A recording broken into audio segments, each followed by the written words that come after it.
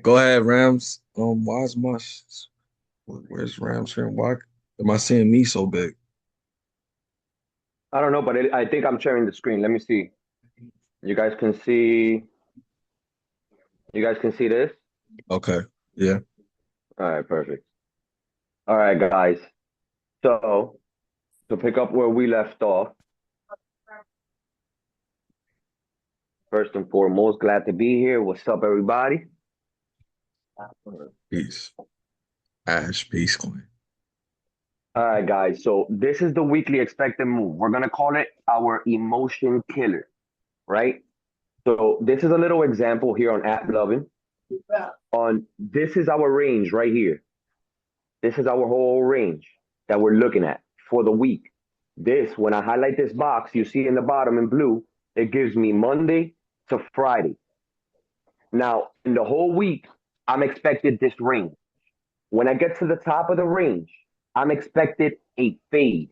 That is the play for the weekly expected move. Let's say if before Wednesday or right by Wednesday, the stock just extends up. Look at the volume here, how it's slowly creeping down as we just take that big run up. Now you can it's fair to say that we're getting overextended too far ahead in the week too soon. So the move most likely will be a fade. So now what happens here is we run up on decreasing volume and then we run on a stalemate right here on an indecision on Rams, high volume as well. Yes, sir. not to cut your knowledge, is Hmm. this the expected move for the week? Talisha asked if you got this from the options change the range. It is, and I'm gonna show you guys how to get it. I'm just giving you an example, and then we're gonna do some live examples, and we'll pick up some whatever stocks you want, throw in the chat, and then we'll do those from scratch, so you could see the whole build out, the whole flow. Peace, Queen. Bet. I can't see the chat, Ab, so just keep me like I in got you, bro. bet. All right, so right here we run up too quick, too soon in the week, so we could expect a fade on the move. Now, once you start seeing volume start confirming, you start seeing reversal signs, you can fade the move. When we fade the move, we don't shoot from one edge to the next edge. That is not a high probability. When you fade a move, you fade from the edge to the middle to the weekly opening range. And then if volume confirms, then you can leave a runner. Remember, no negotiations with target one. When we do our analysis, once we have our trade intent, once we know what we're doing and we take the trade, target one is target one. We always respect it. Volume confirms, okay, we leave a runner to an extended target towards the bottom of the range. But now you're playing in a range. So if you see something, you can act with confidence. So this is what these weeklies do. This is called a one standard deviation move. There's a range. Now, in if it were to blow up and go over the one standard deviation move, chances are that now we're talking about a two standard deviation move. Chances are it's either news, FOMC, something grave happened that we violate our expected range for the whole week. Does that make sense? Yes. Now, okay, now let's say this is the workflow. You got to use Thinkorswim. There's other platforms that do it. Now, let's look at give me a stock from the chat, or we could do Uh, Dollar General. I guess I don't have it, but that's a good idea though, because we could knock them out the way. Just pick one. Y'all could put a stock in there, and we'll just pick whoever goes first in the chat. so give me the ticker and Lowe's, then ticker LOW. Rudy said that. Rudy was good, my brother. What's God, good, big dog? ain't nothing much, man. How you Right. feeling? Good, you? Hey, man. Feeling great. Blessed. Nice, bro. Yes, sir. All right, guys. So look, I search low here, right? We search low. Now I'm gonna do the same thing. So I'm on split screen now. If you're on your computer, let's say you got two screens. So obviously you'll have TradingView in one, Thinkorswim in another, and like that. And you pair it how you can. Right now, let's say I'm on my tablet. So I'm just doing a split screen view. I can make this a little bigger or whatnot, but let's say right here. So now I'm just gonna open the option chain and I'm gonna look at the next week. It's all right here for you. There is a standard math formula that you add up the straddle price and you times it by 0.85%. And then you're gonna get close to the standard deviation move for the week, which is right here provided for you already. So now you got a 30% move upside and down. So you got $8.30 expected move for next week. So all you do now is you're gonna pair it with your charting screen. Now, this is what you're gonna do. You get a box, you could set a line above, however you're comfortable drawing it. You draw it on your style, that's totally fine. I do it like this. I get my box and I'll go from Monday, I'm gonna adjust it right now, to Friday, closest to 4 o'clock as I could get. 30 minutes here and there, it doesn't matter. What is the date? February 20th. I'm going to have to move the chart. Wait, one too far.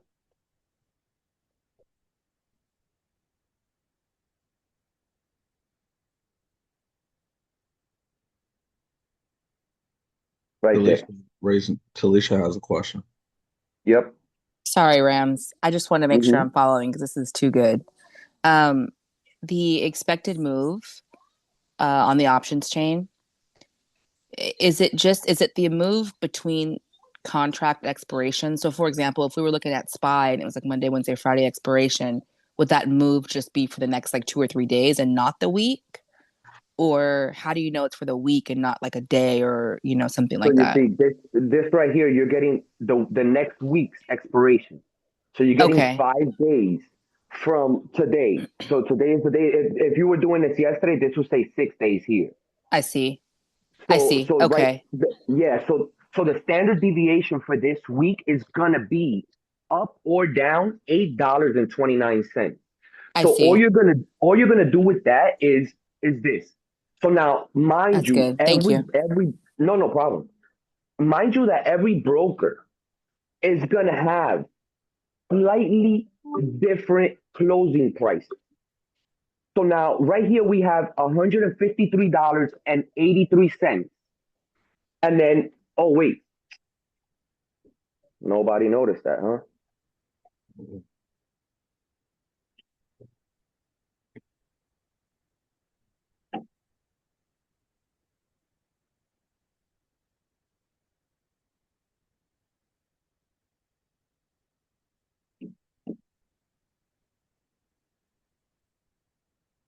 All right, we're back.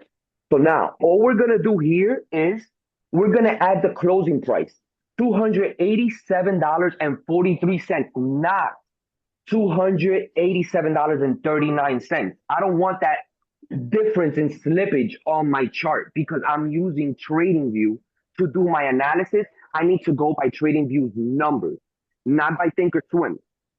All I'm using is the market maker numbers. That's all I need from Thinkorswim right here is their actual data, their institutional data is what I want. TradingView is my charting platform. So I need the numbers from here so everything could be perfect. So now I just make a box. Don't worry about the range. All I need is Monday to Friday. That's all I need. So now this is what we do. We go to the coordinates, and all you're gonna do is add to the closing price. You're gonna add $8.30, and then you're gonna subtract $8.30. That's how you're gonna get the top of the range and the bottom of the range. So let's say I'm pulling out my calculator on my end real quick just so I could do the math right away. So now let's say we close at 287.43 plus $8.30. That gives me a top of the range of $295.73. Then for the bottom,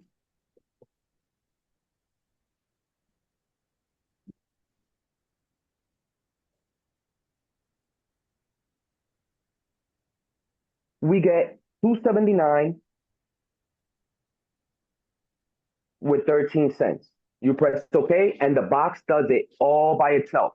Now notice how the box adjusted to the closing price of the last candle on Friday. Is line for line. That's why you use your trading platform's number. If you use this, you're going to have slippage here. So the middle of your box is going to be off in your trading platform.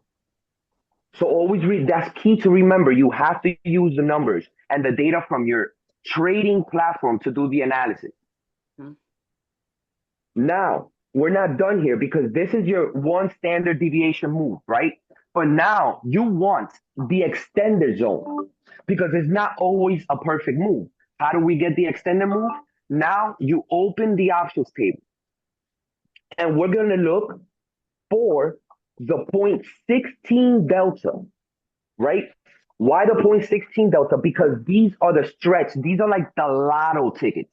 These were the cheaper end calls or puts where people were just betting, hedging against. So there is a slight possibility that these extended zones can be reached and realized during the week. So you want to map those out as well. So now sometimes when you don't see the 0.16, you have to average.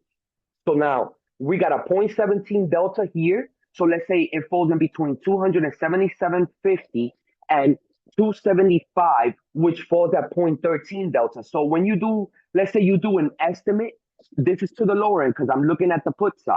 So now let's say I go 277 right on the dot because I'm very close to the 0.16 to 0.17. So we'll go 277 on our extended edge for the bottom end.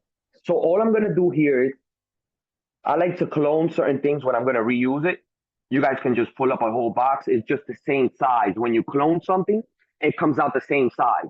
So I'll clone it and I'll do the same thing. I double click it and now I'll say my bottom of the range was 279. That was my big box. So I gotta overlap it in the same edge. It has to match. So 13, and then we said that we were gonna go 277 flat on the 0.16. So our extended edge is gonna go 277 flat. You press OK. I like to, for color code purposes, green. And I put a green there because when you fade the edges, right? Chances are if you hit wick somewhere down here, look for the reversal because we're going right back to the weekly opening range, right? So now I'll do the same thing here, clone it, and get my top end extended edge. So now I look at the call side and look for the 0.16 delta here. So let's say we fall at the 0.21 and I got a 0.15. So the 0.15 is at 297.50. Since I'm too close and this is a bigger spread here, I'm just going to go 297 flat, right? So my top edge is going to be 297 flat. This top of the range was 295.73, and we said here we're going to go 297 flat. We do that. I color code it because if chances are we're going to fade this edge if we get there with too much steam too quick. Now you have your move for next week. You already know this.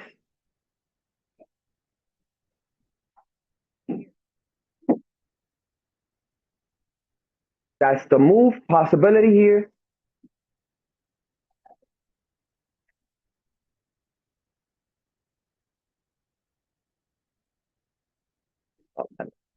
And that's the next possibility here. Now, let's take it a step further. So, remember I told you guys about R.A.M.S off the charts. So now here, we go to the website and we do this. Now here I suggest write down, if you got multiple screens, then you can work easier, right?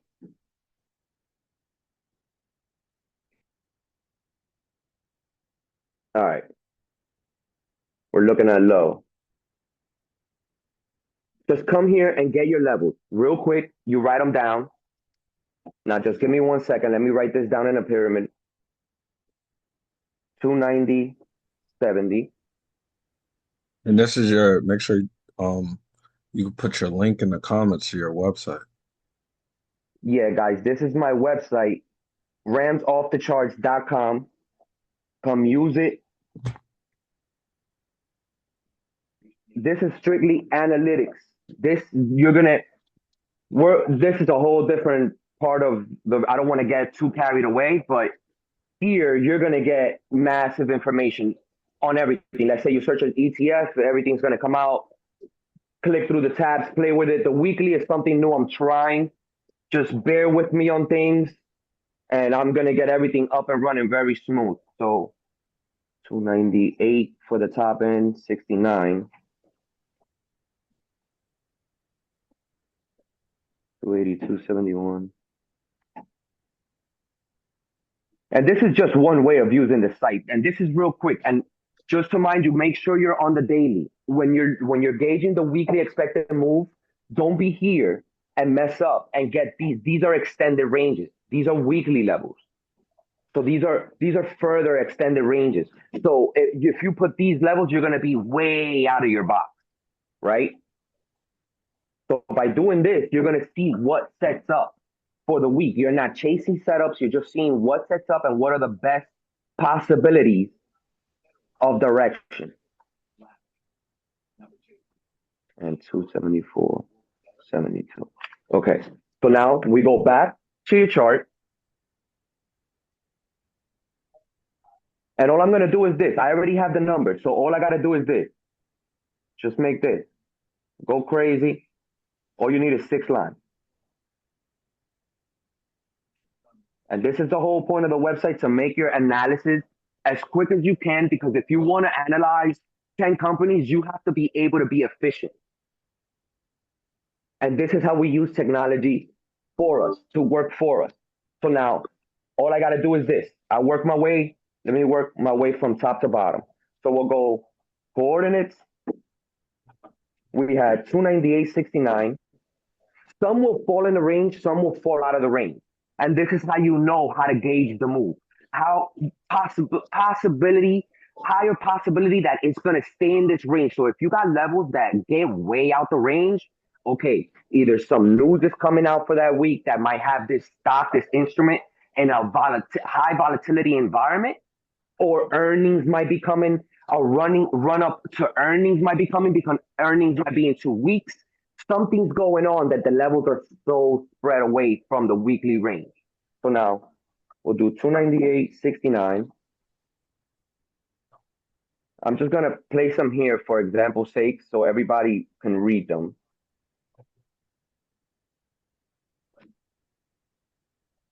Press OK. You let that, you see, that's already over your top of the range.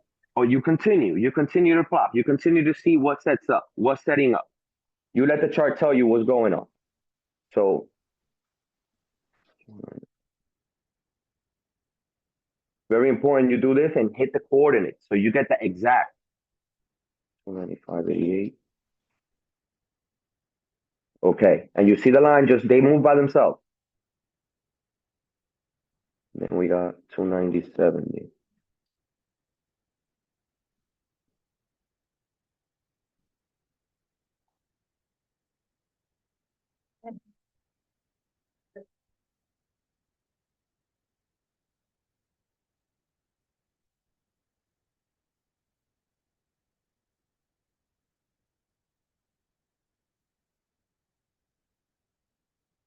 Then we got, now we're gonna work our way down from our supports. Let me do this. I like going from bottom to top, top to bottom.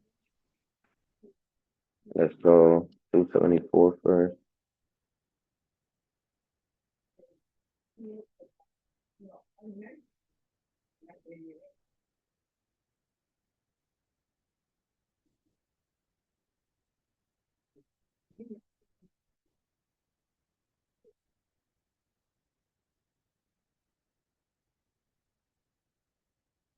Any questions you see on the chat app while I'm doing?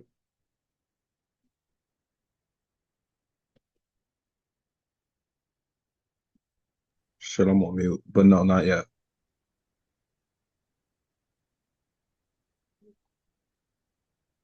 But there was Talisha said Rams is dumb, bro. We don't need the one-on-one. Now, Talisha said Rams is a brain, but we need the one-on-one level class. And then Lakia said he definitely broke the.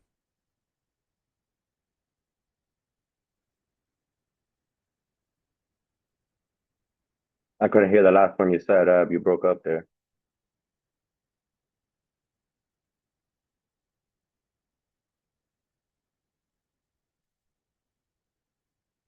All right.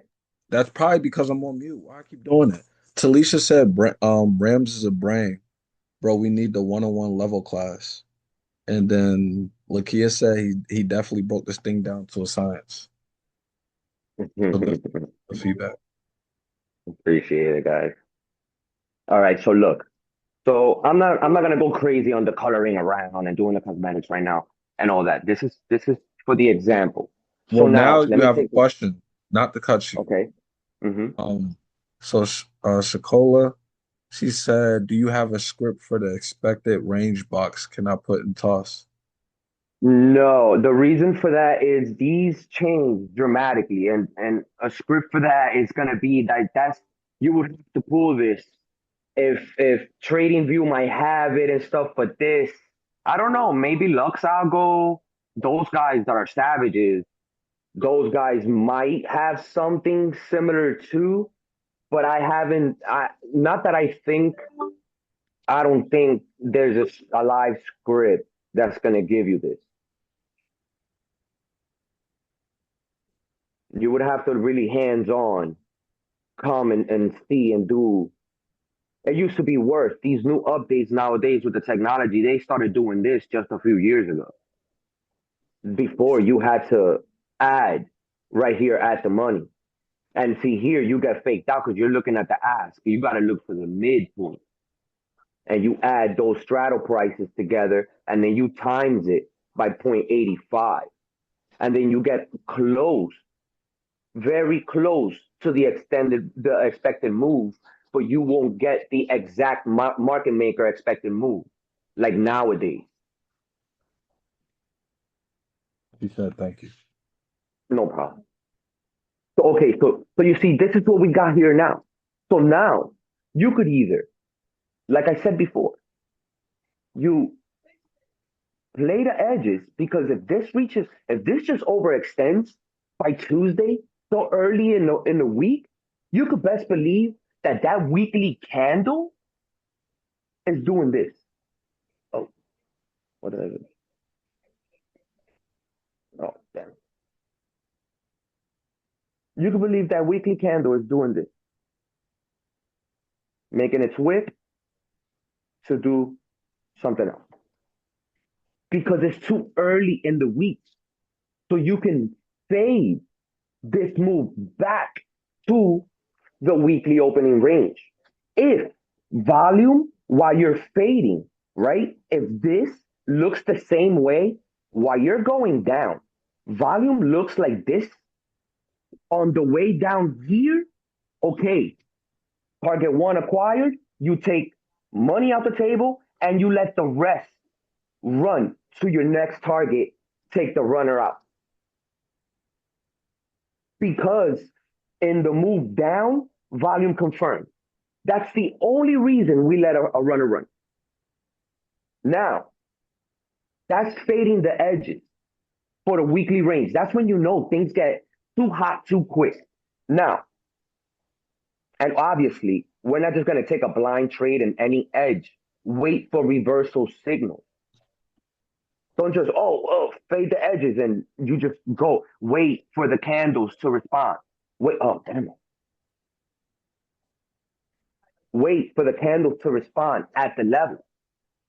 See, now here it lands so perfect at the top of the range because at 295.88, it lands so good with your top of the range.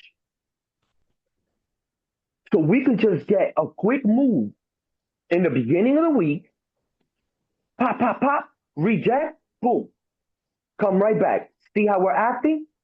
Right back to the weekly range.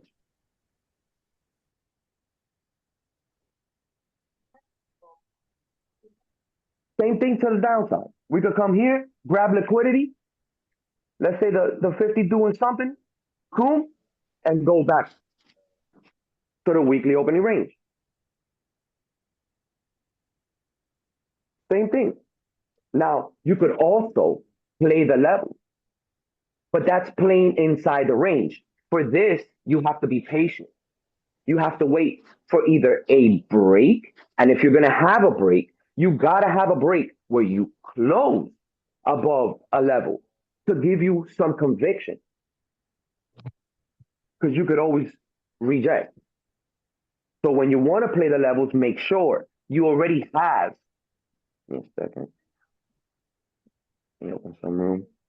If you're going to play inside the weekly range, fade the edges, there's always a higher probable play. When you want to play the range, make sure your levels tell the story the right way. What I do here is, first and foremost, I look for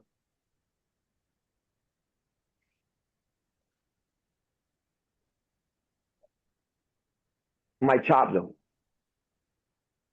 Where am I not going to trade? Because I need to see if I am going to trade.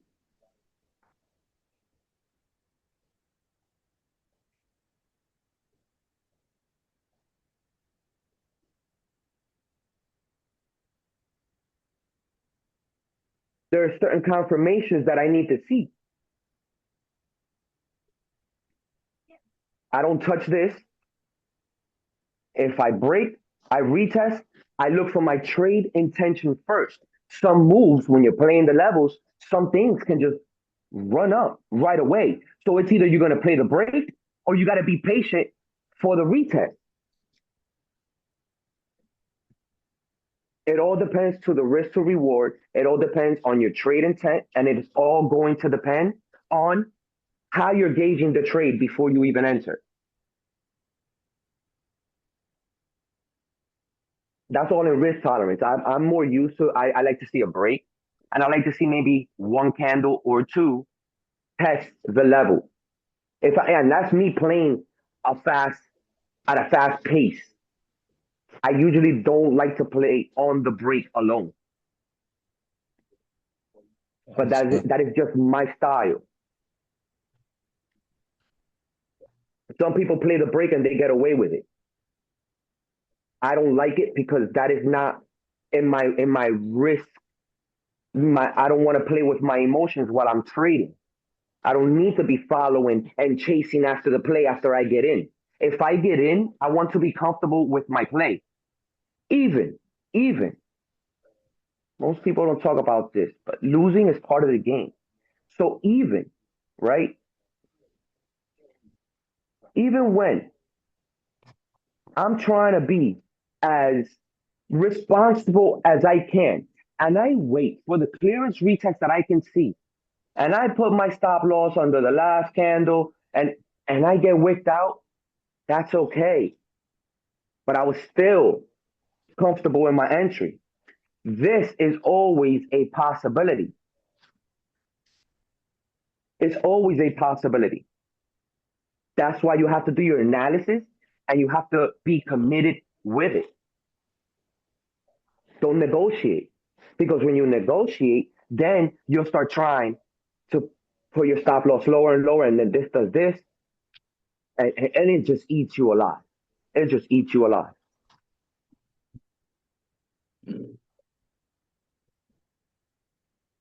So those are the weekly expected moves. We can go do more, or we can continue. Because I already took like 40 minutes off the class. I'm sorry. No, But you good, bro. I'm gonna have to just extend it to make sure I get everything in. So probably 1:30. that's what the weekly move is. That's how you kill your emotions. This is how you map the week. So let's say if I'm looking at this trade, right? I don't have to necessarily even look at this trade just to make a weekly trade. All I want to see maybe is this. Let's say this. I just want to see if we're going to continue structure like this, or if we are going to start possibly collecting something down here until we get to one of these key levels. Break all this, reject, next week starts, see where the week takes us. So you can use this to your advantage. The more tools you guys have on deck, the more analysis you could do, the better the breakdown. You expand your vision, you could just sit back. You could just sit back. Oh, why are these ranges so extended? Oh, damn, this falls on the FOMC week. You know what? Let me stay away. Let me stay away.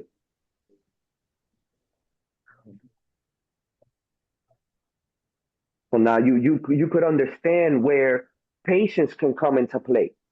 And you can do this. And sometimes, let's say if the levels land way too extended, okay, now I know we're not going to be visiting this level this week. Chances are. And if we do escape from the range, you're going to do something like this more than likely. You can gap from here to here. What do you think is going to happen? Now, chances are, you know how people say, oh, is it going to fill the gap? It has to come back to fill. Well, now you understand if we just passed a standard deviation move for the whole week so early in the week, you know we're going to fade that gap and possibly get ready for next week.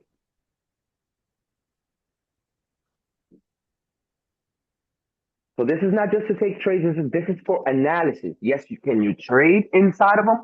Can you trade the edges? For sure. This is very powerful. And the most powerful part is that it keeps you calm in your trades. Say you're in a live play, you track your play. Track your play.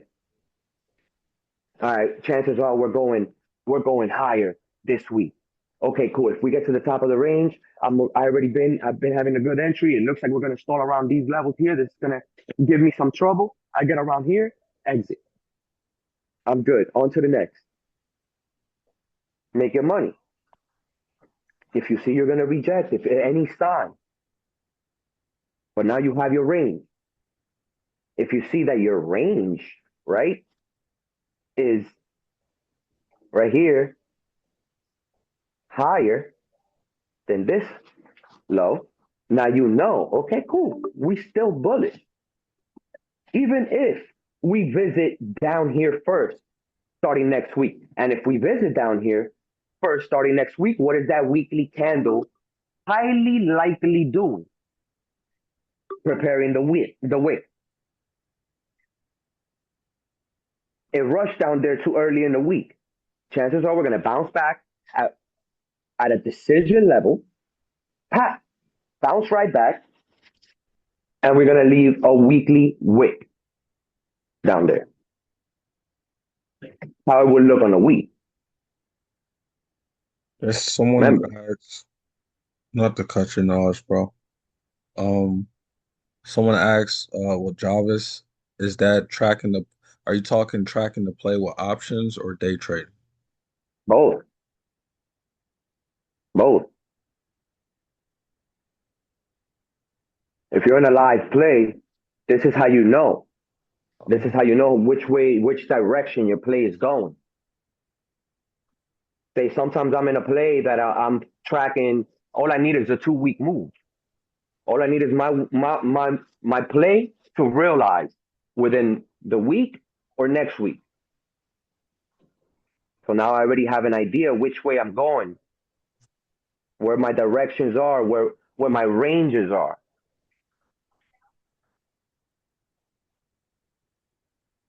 Now you don't have to just say, "Oh, where's my target? What's strike?"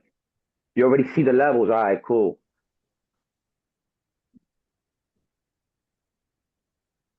Yeah. Mhm. But this is to track anything. I mean, if you're day trading, when you're day trading, honestly, you don't need none of this. When you're day trading, you're sitting in a 15-minute, 5-minute, 1-minute chart. You don't go. You don't go. Now, yeah, you could plot these over the weekend for whatever you're gonna be day trading. So as soon as you see, okay, yeah, it explodes down, it explodes up, you start rejecting at the top of the range. Ooh, you get in on that 1-minute chart. All right, we're gonna have to now we're gonna have to start getting in some other stocks and going over some macro. Let's do it. And that But yeah, was those are Levine. the weeklies, and that's pretty much it, guys. I'm sorry, Ab, go ahead. No, you're good. I always just said that was Levine. She got like 10 different usernames that she used. See the replay before you slice it. I missed the first 15 minutes. Mm, mm. I gotta yeah, because I wasn't gonna post the whole thing on YouTube, or should I? I really wasn't going to. You're gonna have to message me and I can send it to you like that. The full thing.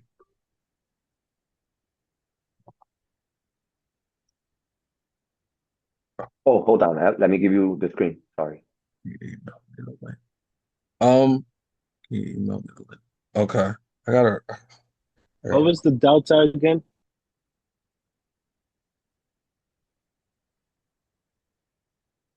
Rams, that's for you, I believe. Oh, I'm sorry. What was that? What was the delta again? Point 16. Okay. So remember, sometimes you might not see it, but just go look what's nearest. It might say point 19 or point 15. So I go gauge yourself from where the 15 is, estimate the number in between those two. So point 16 delta, top and bottom. That's your extended edges.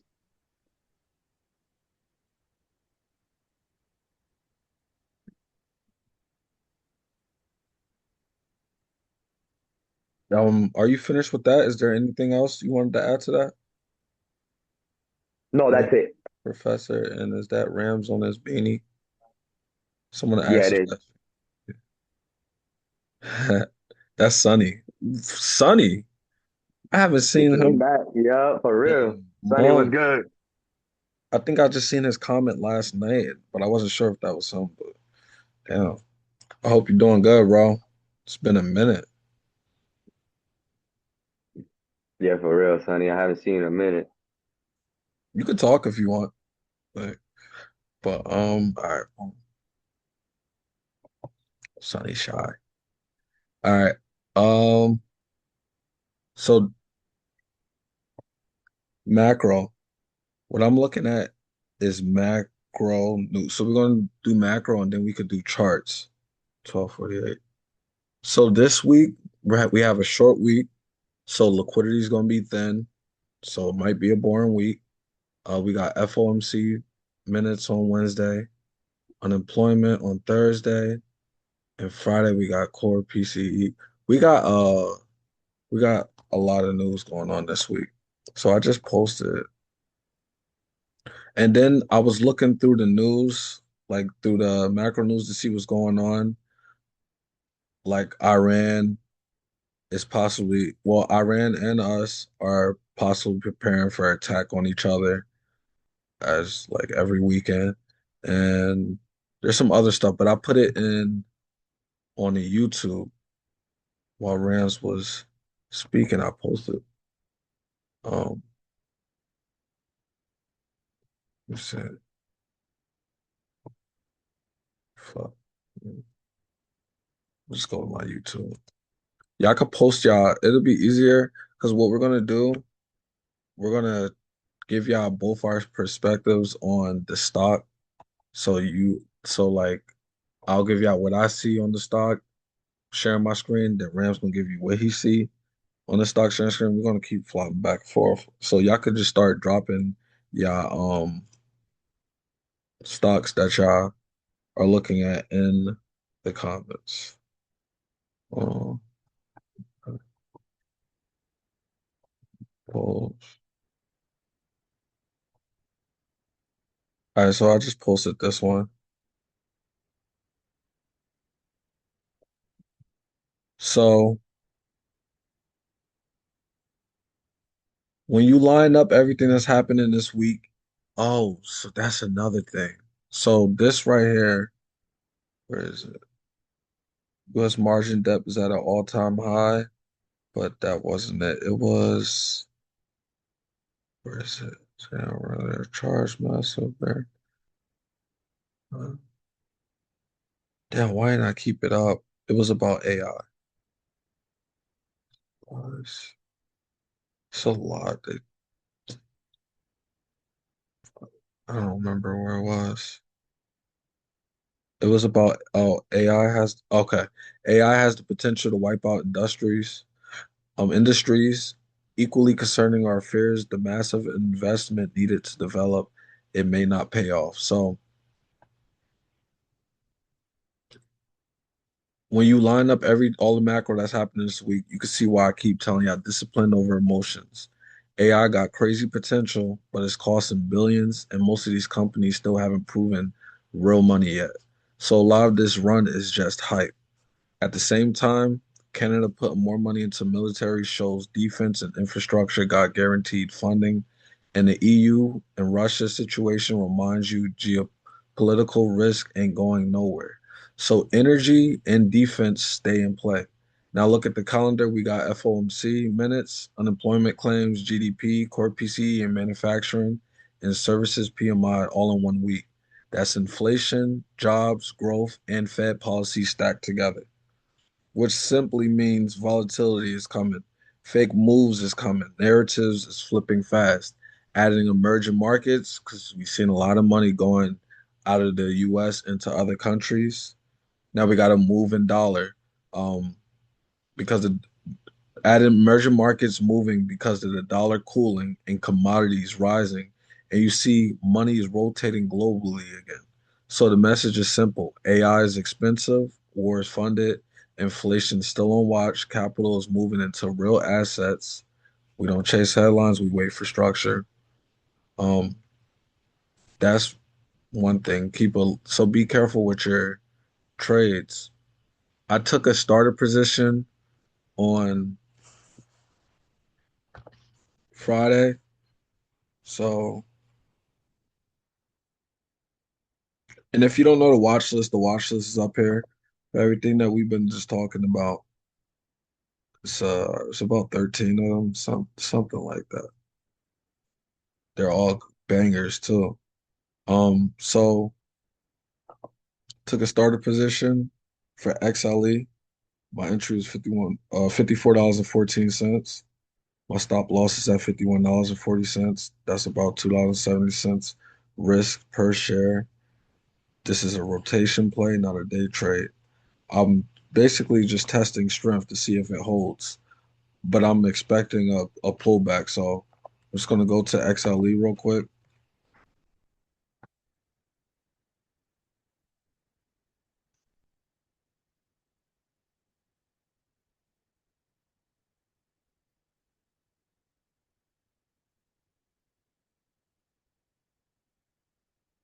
So this was a beautiful retest that it did. I um I had to get in earlier than I wanted because some of them don't let you fill after 3:45, which is so annoying, bro. So it came down to our retest level, which I love to see because this so goodness. So I got in here. Let me pull up the 1 hour. Actually,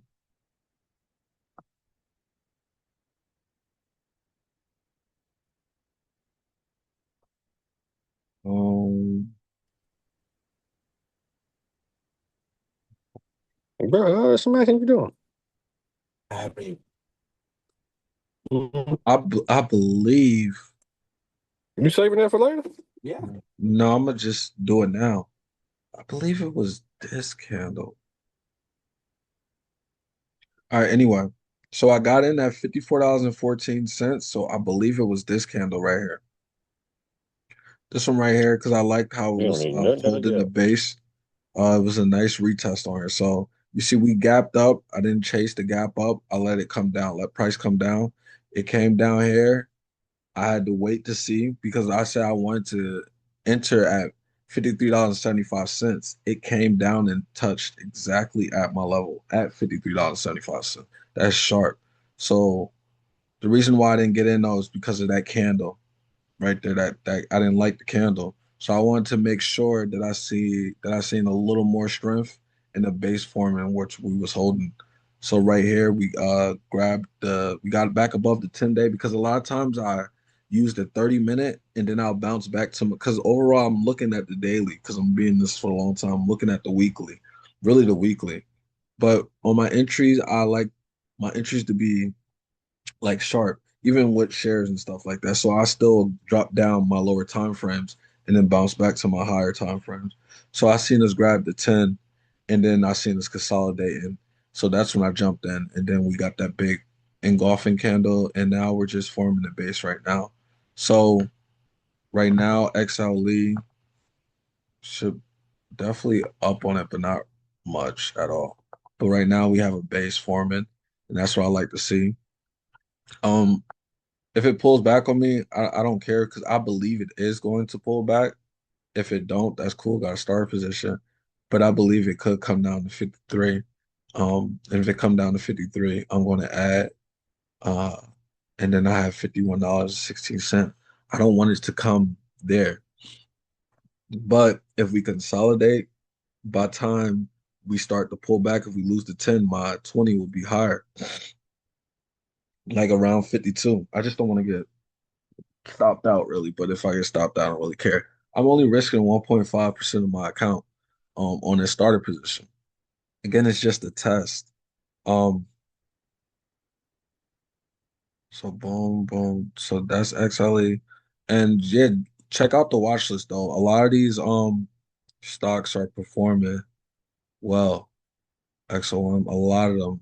I would say it was only like one or two of them that were like iffy, but for the most part, them shits is going bang. So, so now I'm just going to see what the market overall looks like. Well, now I'm gonna go to Bitcoin actually because it's Sunday. Let me see what Bitcoin's looking. So Bitcoin's gonna come down to test that 60,000 again. So Bitcoin is looking like it's getting ready for a drop. So I see it's coming back down here. It depends on the macro. It's gonna definitely come back down here. And then if it consolidates, it possibly can. So with my weekly. Yeah, because the 200 is down here. So it's definitely going to come to 60K. And around the 200-day moving average, you always consolidate. So I can see it consolidating longer. Um, once it breaks that 200 though, this is going to be nasty right here. This drop is going to be really nasty. 45. This is my level 35. If we break this 60 and close under it, it's already bad, real bad. Then we got the 45K, and 45K is my support, but it's a strong support. But if we hit 35K, 35K is like it's not too much liquidity there. This thing could really drop. I just don't want to make like no crazy calls, but this I have this AV WAP down here at 10K on Bitcoin. That'd be crazy. Um, but it's not far-fetched though. So the market let's see what I think is going to happen because futures don't open for another, was it another 5 hours. So it's not giving you too much. This is nasty price action right here. This is a ugly range. Um, the only thing that I like for sellers is the closing. We closed right on top of our 20. That is not good. Right on top of our 20 on the weekly. So that's definitely not good. It's telling me downside move is coming. And then we already closed under um our structure because remember these candles right here, candles bounce off candles. So I'll look for damn, I got this. I'll start. Damn, I was about to clear it, but I don't want to clear it. Candles bounce off candles. So we closed under that white line by a lot of ticks. That's not good at all. So what I could see happening, and we're right at the 100. So what's this? 10. Go to XPX. That chart is a little wild. All right, this is better.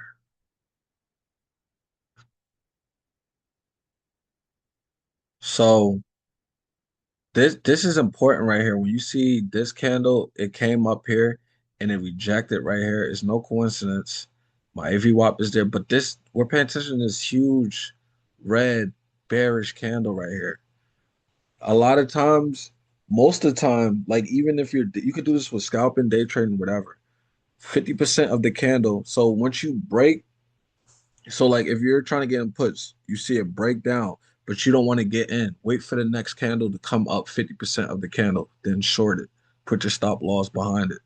Um, so it came up and we tested about 50% of this candle. So the structure is still intact to the downside because just like a fib, above the 50, you're leaning to buyers. Below it, you're leaning to sellers. So we rejected there and then we closed under my AV WAP and now we're buyer 100.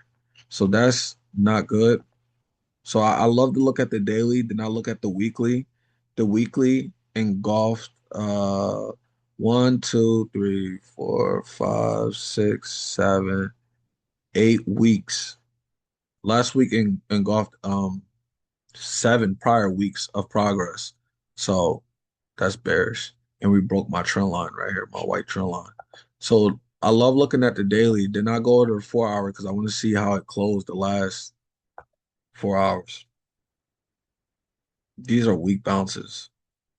This is a bear flag setting up right here. Pull, flag, weak bounces right here. And then my 200 is starting to flatten out. So we could definitely take that out. So declining. My moving average is really declining. Declining.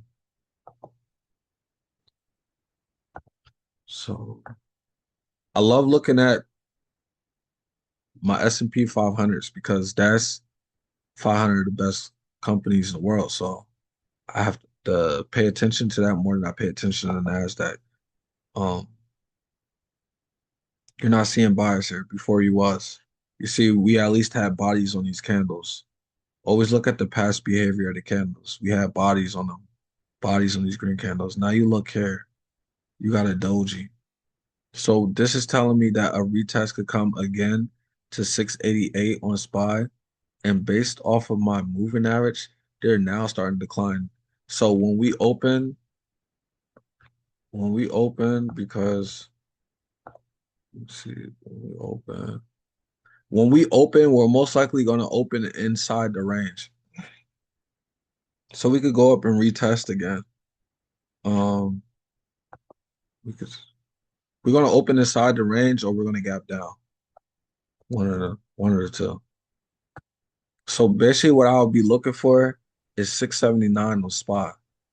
If we close under 679 on SPY, then we have to be really cautious. Now we're getting close to breaking this range right here. 677 is really what's keeping us ranging. Once we take out 677, then we're going to start experiencing the drops. Right now, we're getting a lot of bull traps these were all traps. You see, a lot of people just think because you see wicks coming from the bottom, oh, this definitely got to be buyers in this area. See this right here. If you're new and you just learning about wicks and stuff, you're gonna think this is bullish right here.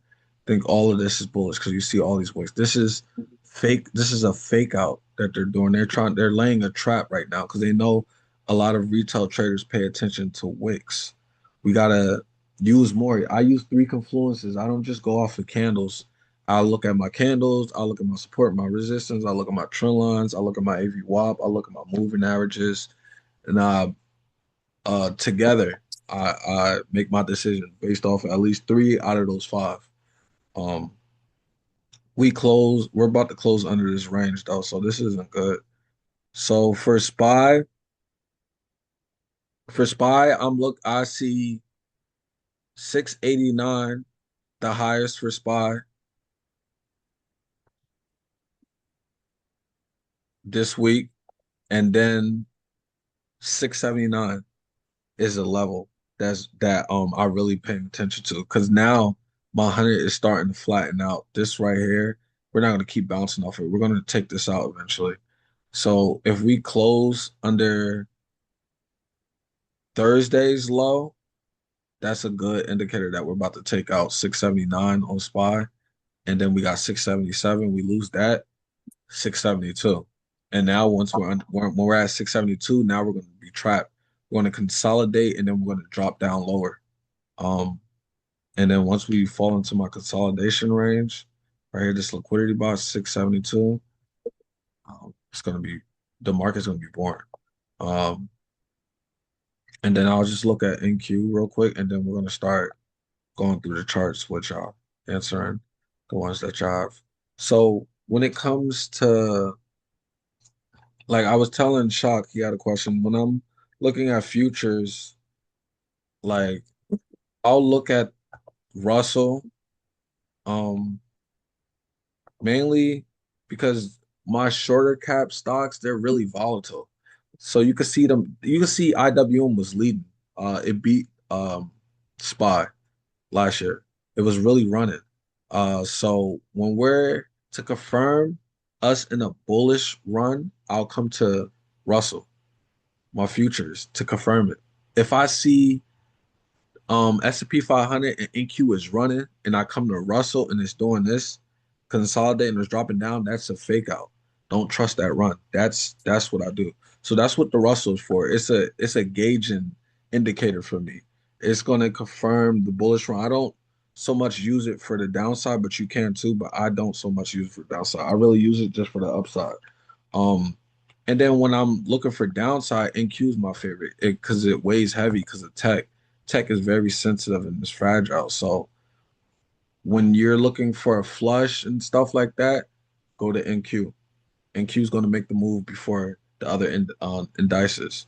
Um, and the move is going to be more violent too on NQ. So if I'm looking at NQ,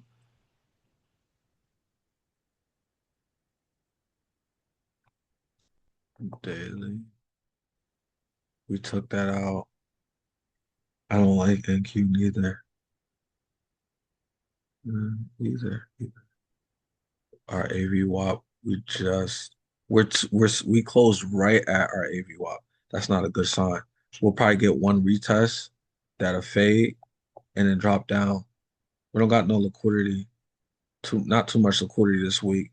Tuesday is Tuesday gonna be extremely boring, and then Wednesday FOMC minutes. So volatile, volatile, volatile. So right here, it's just the ugly range, but we're slowly breaking out of this range though. Um,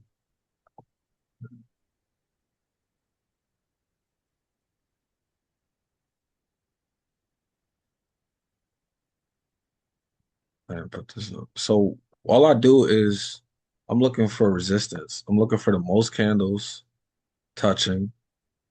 I won't do that one because it's only two, but if I do here, I got one. And I'm looking at the bodies, not the wicks.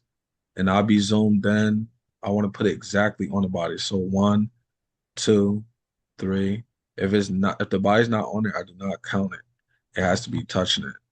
So three, four touches. So I know that the top of my rectangle is good, and then I do the same thing for the bottom. Oh shit.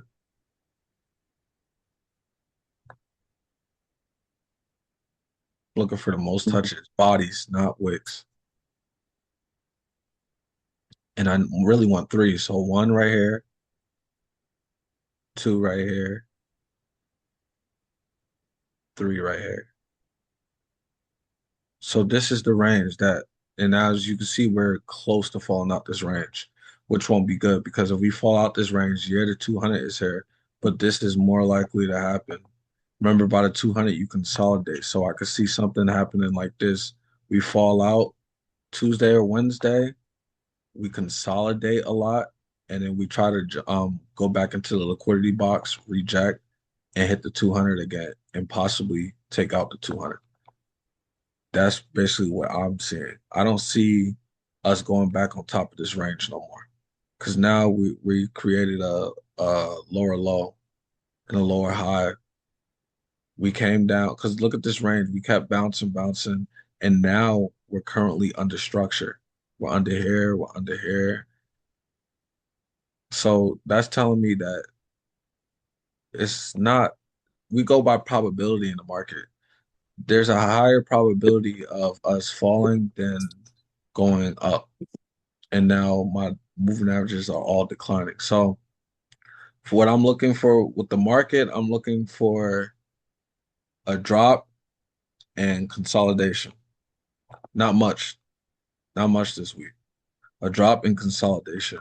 Boring, boring week.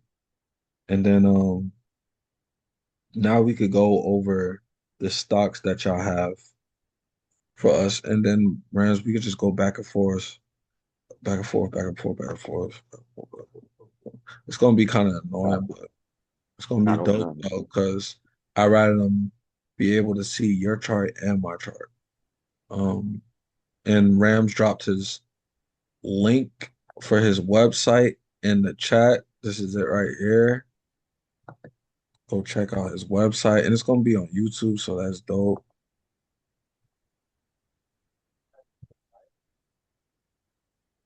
Super dope, dope, dope. So this is what it'll pull up. CXLV. So that's another thing.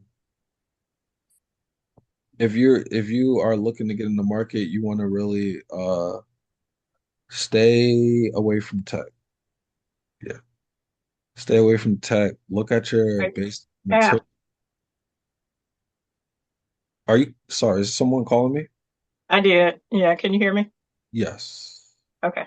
Are you saying stay away from tech in terms of puts as well? Because a lot of stuff is under the 200 SMA, so I was looking at puts. So that thank you for that. But no, I'm just speaking about long. So Okay. calls.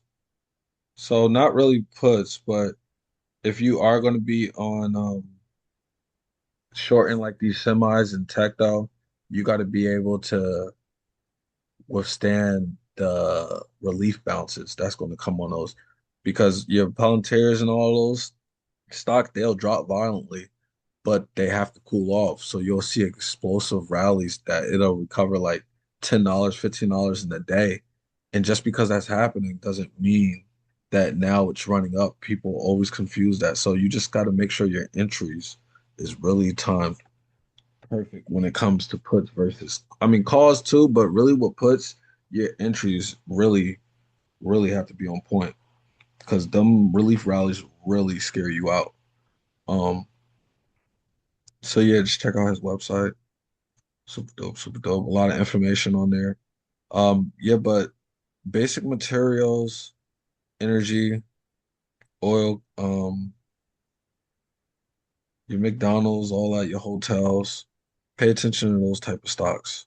So now we're gonna just go in the chat and just start charting. We're gonna go like each stock. I'm gonna share my screen, and then Ram's gonna share a screen. Once he's done sharing the screen, then Game we'll didn't last next. long. I played one round and left. I couldn't help it. I'm gonna share my screen, and then Ram's gonna share his screen, and then after Ram's is done sharing his screen, then Had the bread and this bag just and some then we'll bread. just keep going. Um, What's up with our watch list? I named it the Rams and Ab watch list. No, you wouldn't. You was at the red light. The That watch list look good though. I was looking at just like Thursday or Friday. I was looking at all the stocks and they're all performing. ah, yeah. Hold that. Uh, No, I'm not coming. I have to mute him. Definitely have to mute you.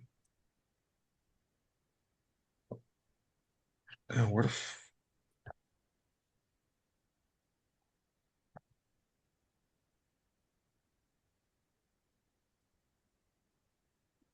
let's see who's unmuted.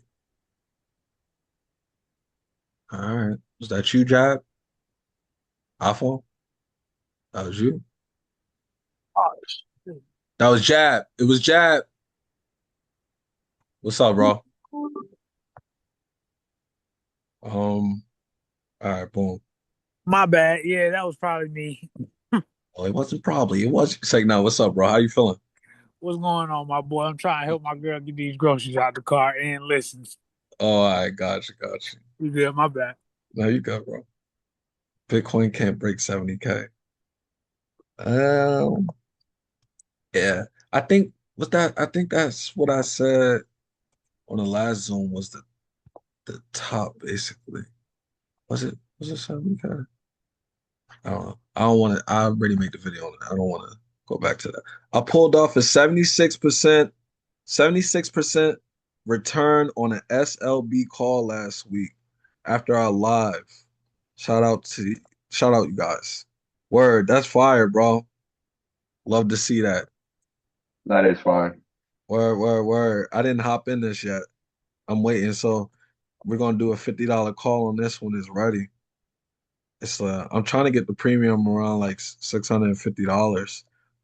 It did take off because I seen the premiums at like $795 on Friday. So it did a good move that day, but as you can see, it fell back. That's why we didn't get in because it's gonna keep range. It's not ready yet. It's gonna come back down to like 49. Um, but that's good. I hope you took your profit on that. Hopefully we get a repush output first. So far. So far. SoFi, I'm actually looking at SoFi. I'm starting to see them on commercials for like the NBA and stuff like that. That's what's up, bro. Good job. So enjoy your special. SoFi definitely is one. Wait, who had Rams your birthday? Oh, who, me? Yeah, Yeah, today? Yeah.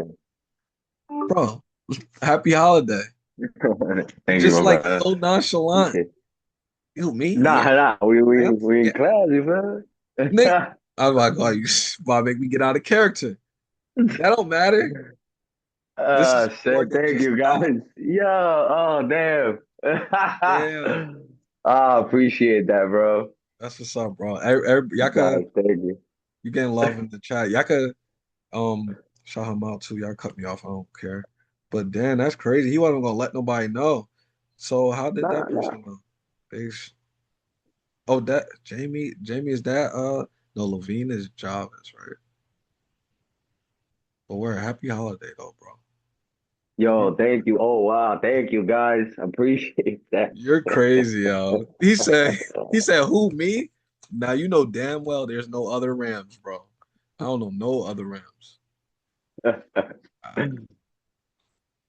So far, shit. But that's good though, because I want to get SoFi at like $12. I just was thinking about SoFi like I think Thursday or Friday or something like that. But so what SoFi is doing is normal behavior for a stock. This is why we don't just get in when the stock runs. I mean, yeah, it ran to $30, but now it's a lot of people not going to sell when it pulls back because now they're like, it could go higher, it could go higher.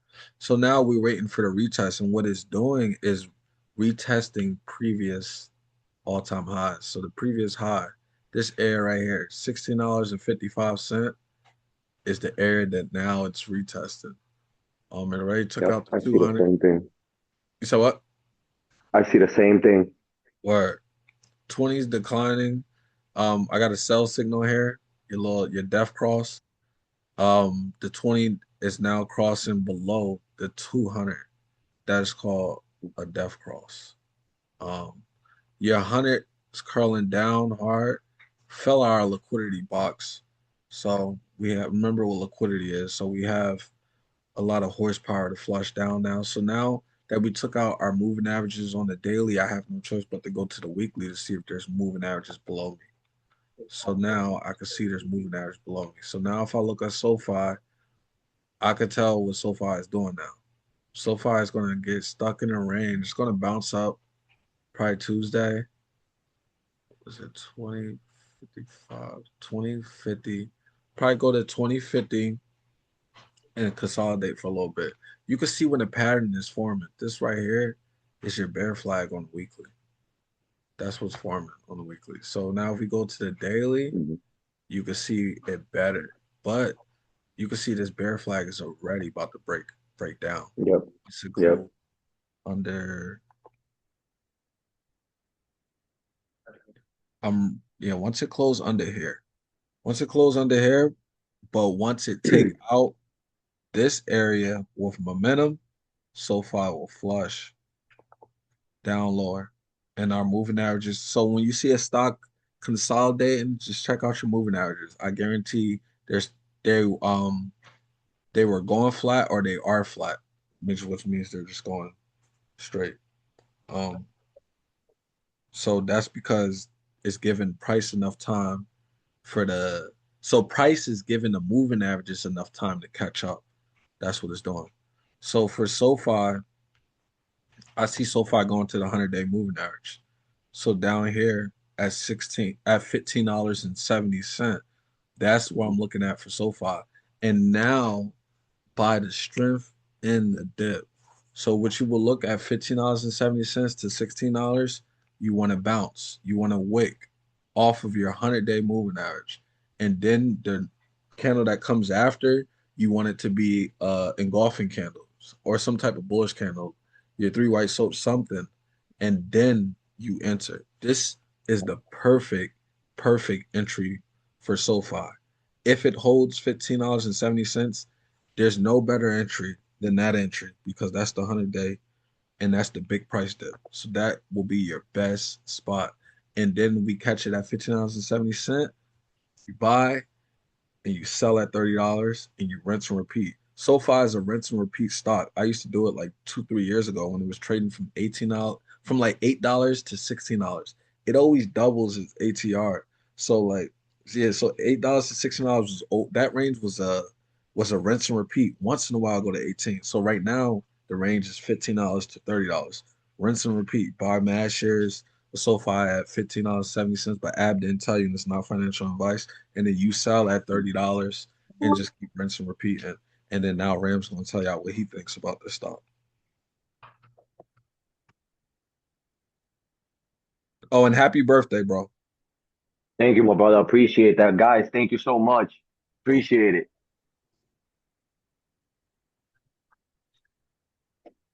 Joby. How you know about Joby? Joby is one that I was looking at like months ago. I like Joby. What are we doing so far? We're gonna knock out if y'all put all the stocks that y'all can in here because as soon as we kill them, we're done. So that's Honestly, all y'all had. That's it. I feel the same way. So, Your chart looks the same too. let me take the everybody sees it here. Okay, so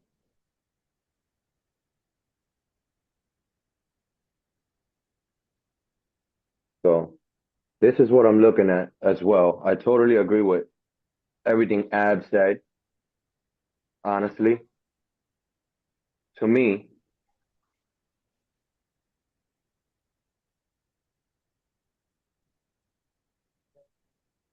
we're already there. We're already there. It broke with strength. Get the volume here. It broke with strength. Right here, you already knew. Rejection time, we broke. You broke with strength. So now here, you got this option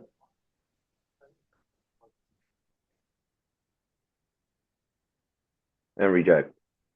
So we definitely want to catch this stock right here, what Ab said. Definitely. When you do this, Let's take the poll from this aggressive. We take it from the break. Oops, right at the break. Okay, there we go. Right here. This is a very long-term moving average on the daily here. This. This is an 800 EMA. We bounce here. This is where we look for strength. Just like Av said, back to the top. But I agree with you, Ab. We gotta wait for this to drop some more. And I feel as though the flag play is already in motion. Could you zoom out real quick, Rounds, please? Yes, I think yes, I sir. just seen the pattern. There was an inverse cup and handle. Normal.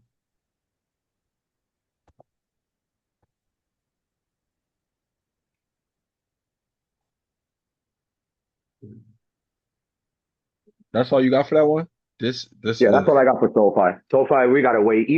Even you got a little overextended right here mhm. on the. It's a little oversold on the RSI. Doesn't matter. Doesn't matter. You're Okay. gonna get a nice little quick bounce, just like we said here, Mhm. and we'll do this. We're gonna come retest this area right here. But with SoFi, just be patient. Just be patient, and we'll catch a good price on SoFi for sure. Facts. And that's good that he did that. I do it sometimes, but what he did was measure the bear flag pattern. So every pattern could be measured. Your head and shoulders, um, yeah, your bear flags, your bull flags, and stuff like that. Those all could be measured. Um, if you want to know how, when if we ever pull up a stock that shows like a pattern, just let me know and I'll measure it for you. I'll show you how to measure it. So SoFi actually does have an inverse cup and handle forming, and I thought I seen it. So when you start really studying your patterns, you'll be able to like click to a stock like 5 seconds and see the potential pattern before it even plays out. So what an inverse cup and handle will have to be, SoFi will have to come up here at 100 day and then reject, but hold $16 in that 60 cent. And once it $16.60 becomes resistance on SoFi, we got to be careful. So we don't. That's why you don't just buy the dip. You buy the strength in the dip because SoFi could come down to $12 if we just buy the dip and not pay attention. If we just buy it at the 100, it could fake us out because if we buy at the 100, we're already under our resistance. So now you close under resistance. That's not good. You're breaking structure.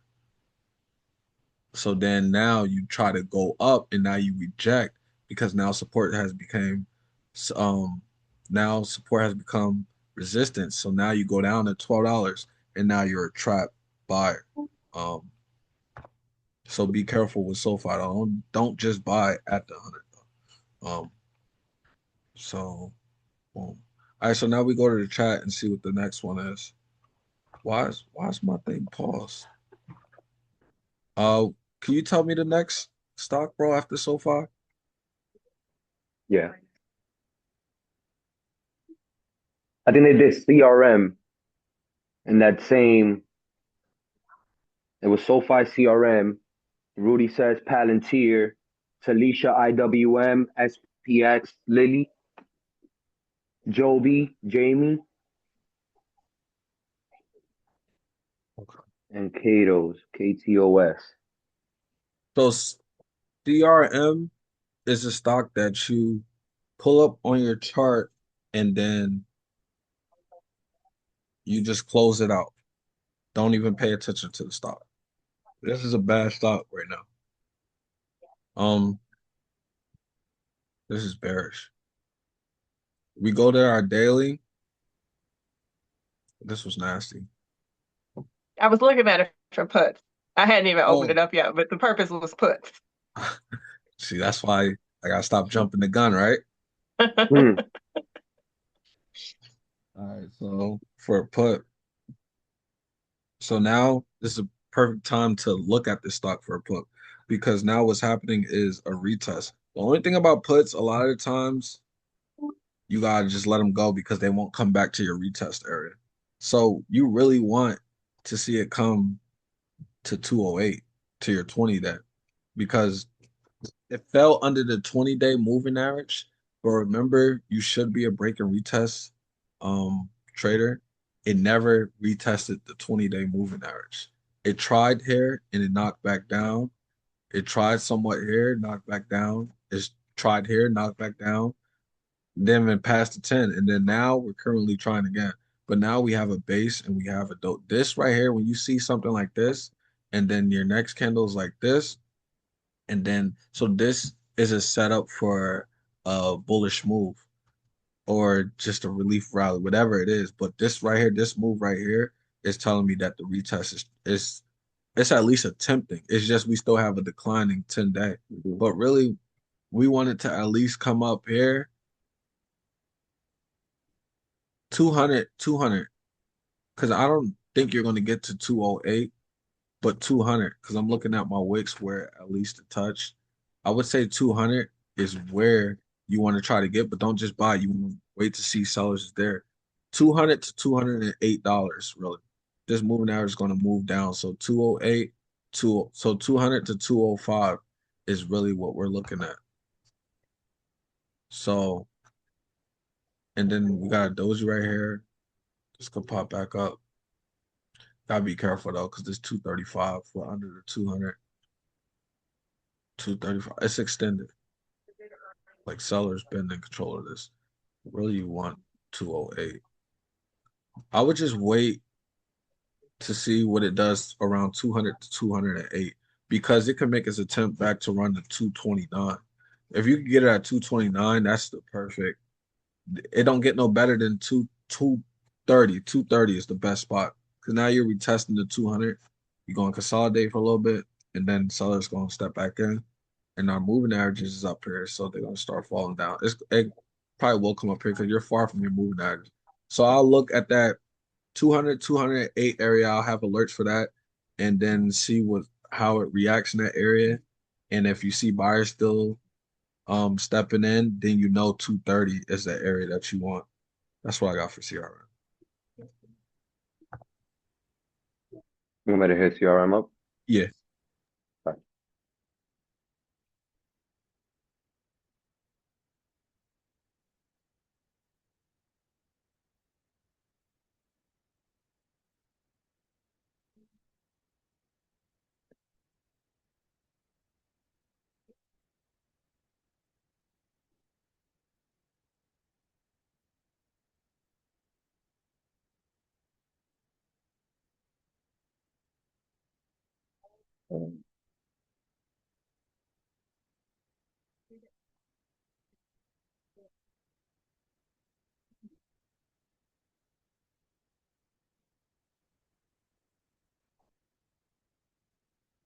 Oh, Rudy, I'm just seeing your message. When I was looking at SoFi though, I was looking for shares.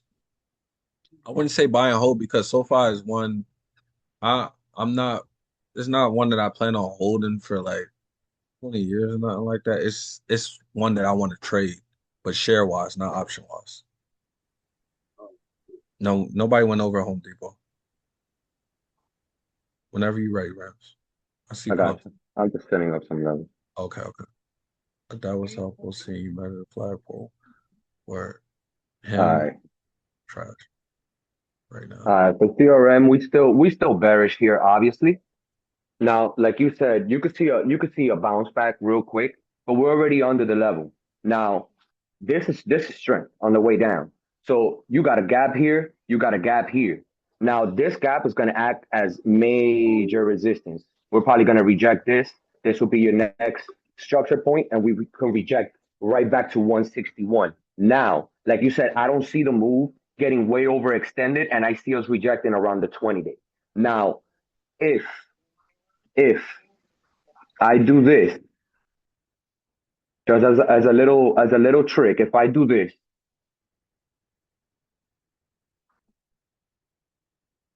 I can see right where we might reject.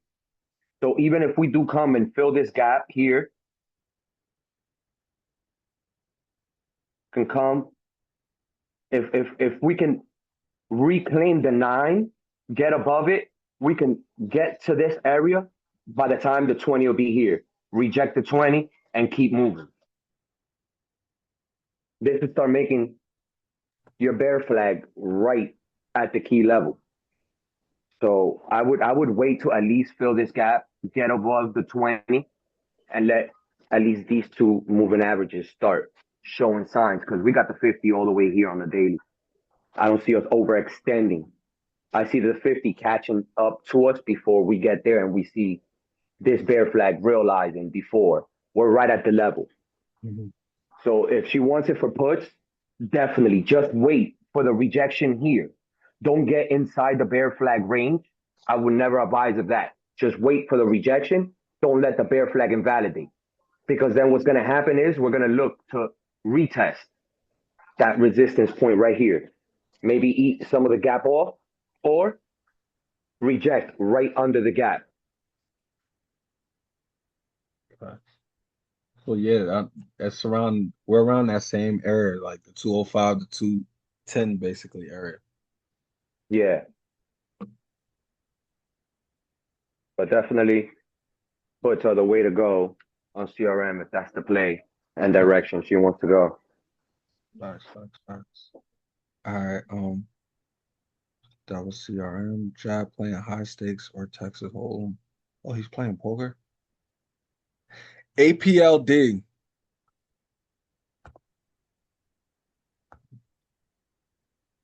I'm starting to get hungry. Once I get some fruit in me, about to be really hyper. APLD. Oh, it's 1:30. It's time for me to break my fast.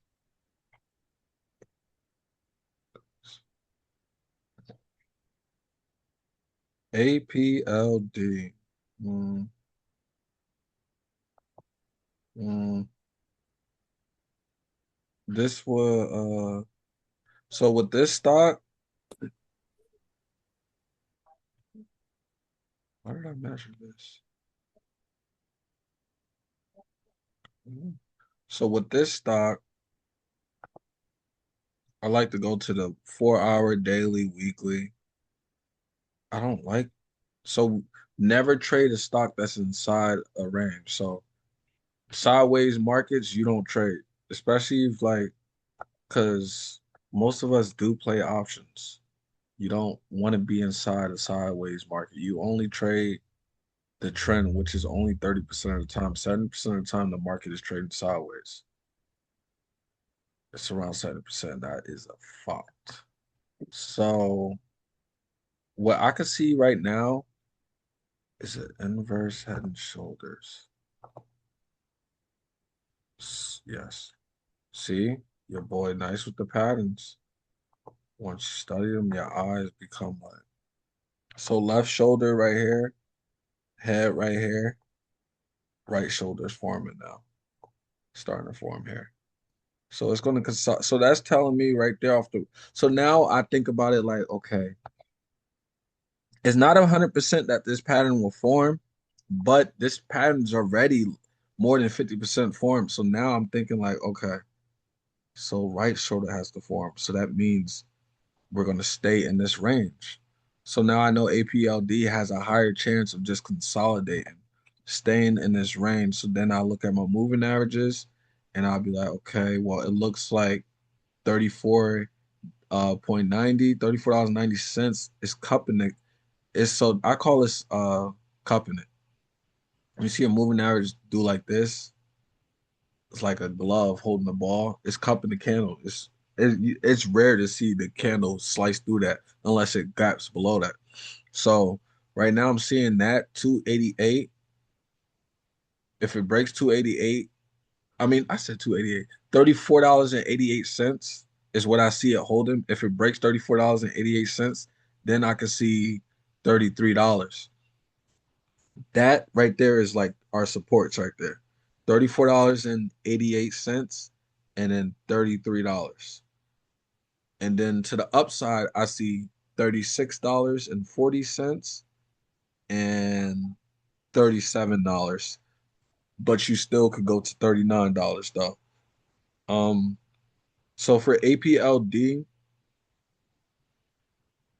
inverse cup and handle, that's a bullish thing, but you would need to see it break out of this range. You want one of the two, one of these to happen. If you're looking for calls, you want it to continue consolidating because it's building liquidity, but eventually you want to see something like you maybe come up here, break your $36.40 level, come down and retest like how these rejected, but when it retested, it lost support. You don't want that to happen. You want this to happen.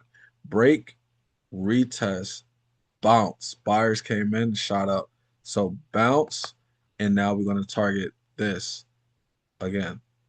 So our target area would be $42. That'll be to the upside. That's what you're looking for on APLD. And then you use your fibs. I just take the range. All I do is just, well, that's my long position.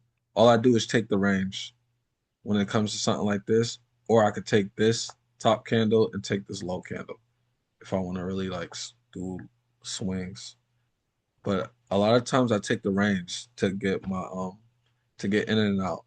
So I'm looking for that move, or it'll have to be and come in contact with the 100 day. It gets choppy here. Reject, flirt with the 100 day a lot, and now your 200 day is going to try to catch up with 100. So now they'll be together.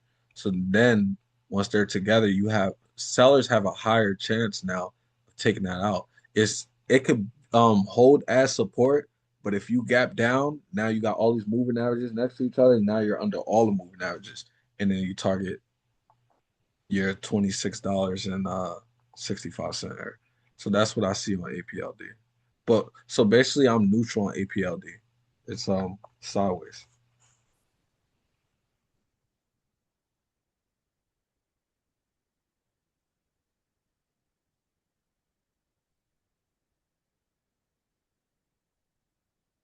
Yep. You put it on the money, Ab. So nothing much different I can say. RSI is right in the middle, decision zone. Like you said, you're in that range between my two green. I wouldn't trade anywhere inside this range here. I would just wait for two options here. This, back up, or break, hold, test some new highs. So there's really nothing much here. I wouldn't trade this range. This is all choppy waters right here. I wouldn't trade from not even from the range to range. Wait for a break, wait for a break. Mhm. And this will higher your probability risk to reward. So if you can collect all this liquidity here, get some wicks down here, now you could catch a much better entry here. Mhm. Let everything here confirm. Now, you know what? Just because I see it, I'm gonna do it.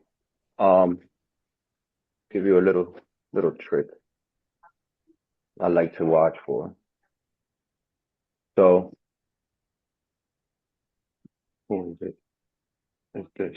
Let me get closer to it.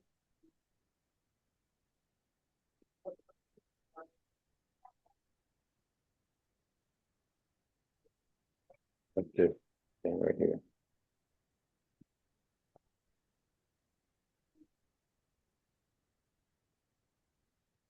So look right where we in.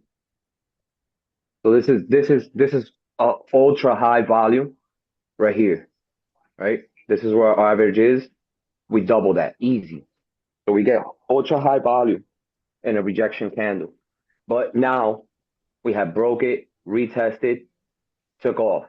Now we are right back in the zone and we closed inside of that node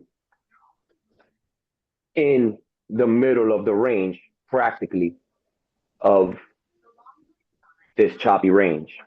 So just be very careful here. We can reject right here and come right back to deal with the level. Or if we lose this, this is no good. This is going to take a lot of force to get us out of this. So now, again, don't just blindly buy that dip. You're going to have to see candle rejection, volume to confirm, let your SMAs get there. You got the 200 right here on the daily. You can have choppy action, choppy action. Get as many confluences as you can before you buy this dip. If we get under this volume node right here, it's going to take a lot of force to get us to break that and hold it. We have this, so watch for the hold. I'm sorry for the chicken scratch, guys. I'm very used to doing that. Yeah, I don't like that. Yeah, for real. I'm playing. Wow. But yes, just stay clear of the range and watch it. If anything, I'd put an alarm right in between the range. Throw your alarm. You want price to be crossing.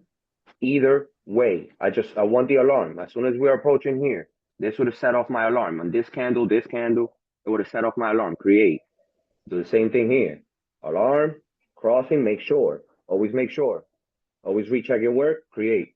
Boom. Now I got my clock here, I got my clock here. I'm ready to go. If I wanted to, now that I'm in the range, further my analysis, do the same thing. Entering, exiting. I'm already inside it. So now let me know as soon as I'm out of it, either way, up or down. And now I can just continue looking around. I got the alert set. But that's all I got for APLD. Be careful in this range. What else do we got? I got you. Hold on. Let me see. Hold on. Let me get to Rudy, and then let me do IWM first, and then I'm gonna get to you, Rudy. To Palantir, and then SPX. Lily, I got you. McDonald's, bro. And McDonald's first. All right. Yeah.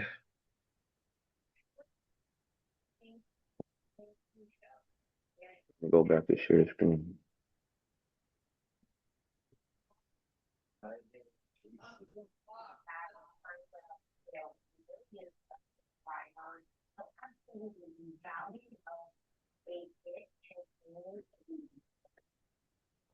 Okay, look, McDonald's. I did a weekly range on it, so this is what we got from McDonald's right here, guys. This is what I see. These are the levels we're playing with. Now, what I see here is we can possibly either open here, retest, get to the top of the range, or we can, hold on, let me go to the, see it better. Or we can fail at 323 and visit the bottom of the range. If we do extend the move, we're going to reject right here, right back to the weekly opening range. But McDonald's is still bullish. If we get above 336 right here, this will be perfect and major right from here. We can visit 341. That'll be our next point of interest. But for this week, we're dealing with this high, and we might collect from here.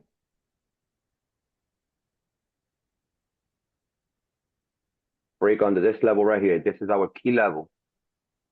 This is our key level. We got to stay on top of 323, and we get back to the top of the range. We break under 323, we're going to collect liquidity, hold, start shooting back. If we do lose this level strong, by next week, we can visit 315, get some more fuel right from here, and take back off. So McDonald's is very strong. McDonald's is very strong right now. I do see us retesting this level right here. Mm-hmm. So 323 this next week is going to be 92. To be precise to what I got there. It's going to be our point of interest next week. Plus, we have, let me see something, as a matter of fact. Hold on. Make sure somebody said it.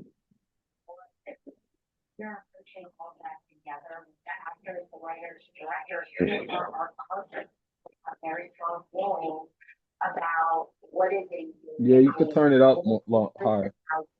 Watching. That's not you, right, Rams? Cool.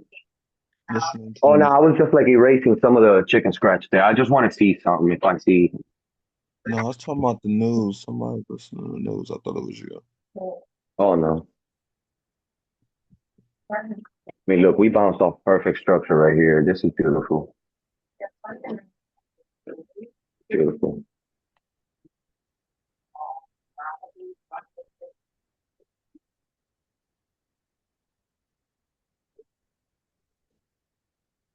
Yeah, this is beautiful. I mean, look, even without doing a perfect straight line, you can see the confluence start to stack. So 323 remain. So now we broke out of that flag. We broke out of that flag. Say this. Let's get precise on it. I'm gonna pass it to you in a second.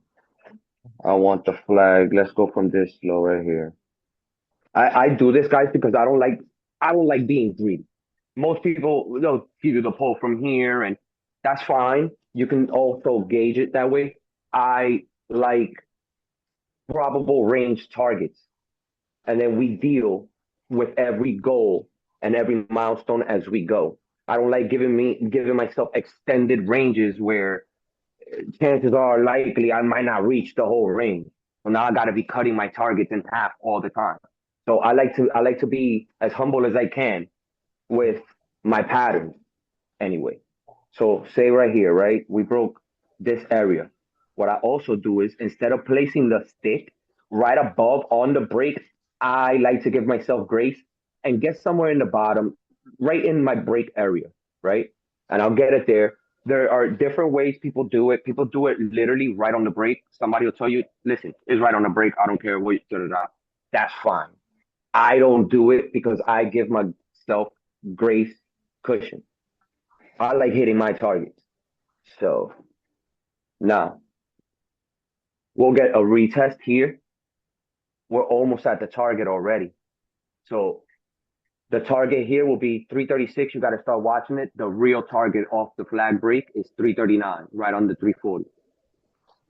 This is how you measure a bull flag pattern. Same thing with the bear flag. So just measure from the break, same measurement of the pole. Now I do see us retesting. You see, we took the break. Now we're retesting the pattern, the top of the channel, and it falls in confluence with 323. We can hold this level, we're good. We get continuation. That's how I would pair this in that stacked confluence there. So that's all I got from McDonald's though. But yeah, this is our weekly range here. 323.92 is our key level.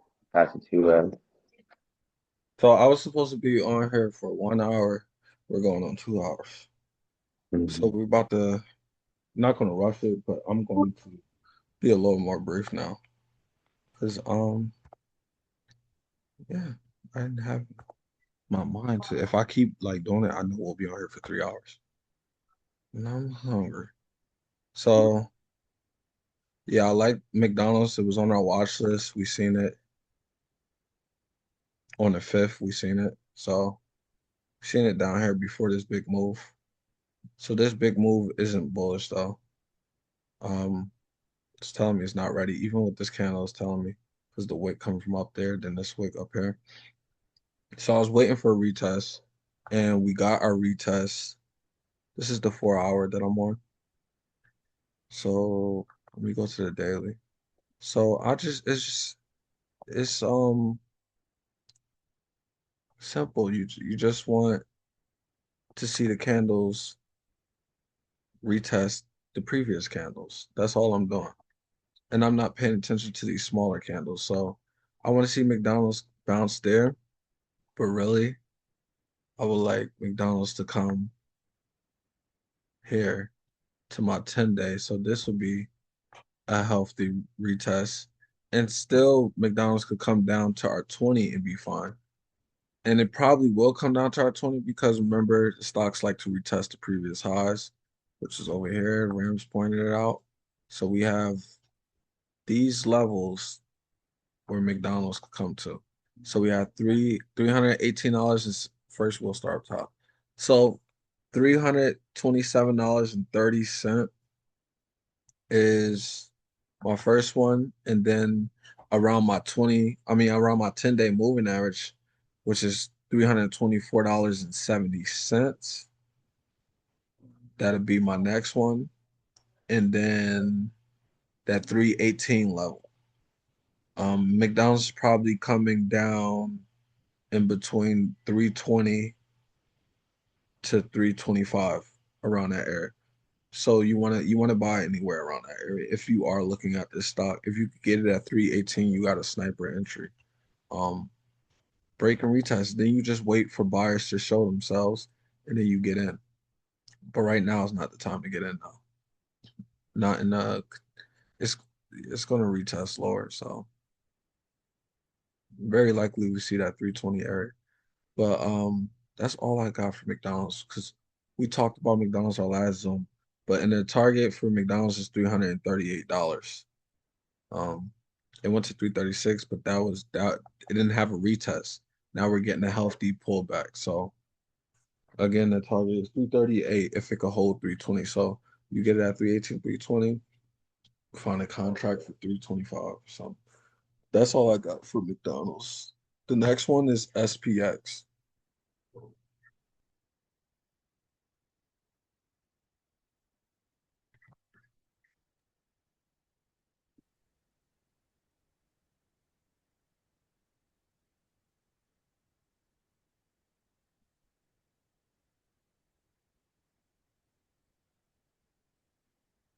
Hmm. All right. Shit. Hold on, Basura, right? son. Shit is crazy. All right. Be careful here. Be careful here. Look. Do this.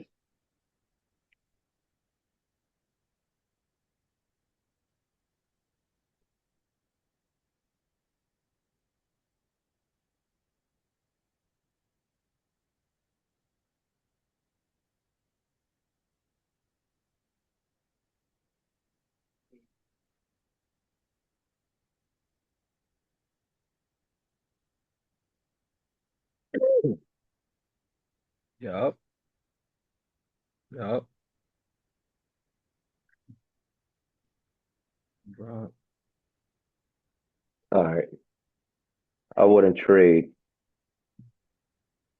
I wouldn't trade in this range here. Wait.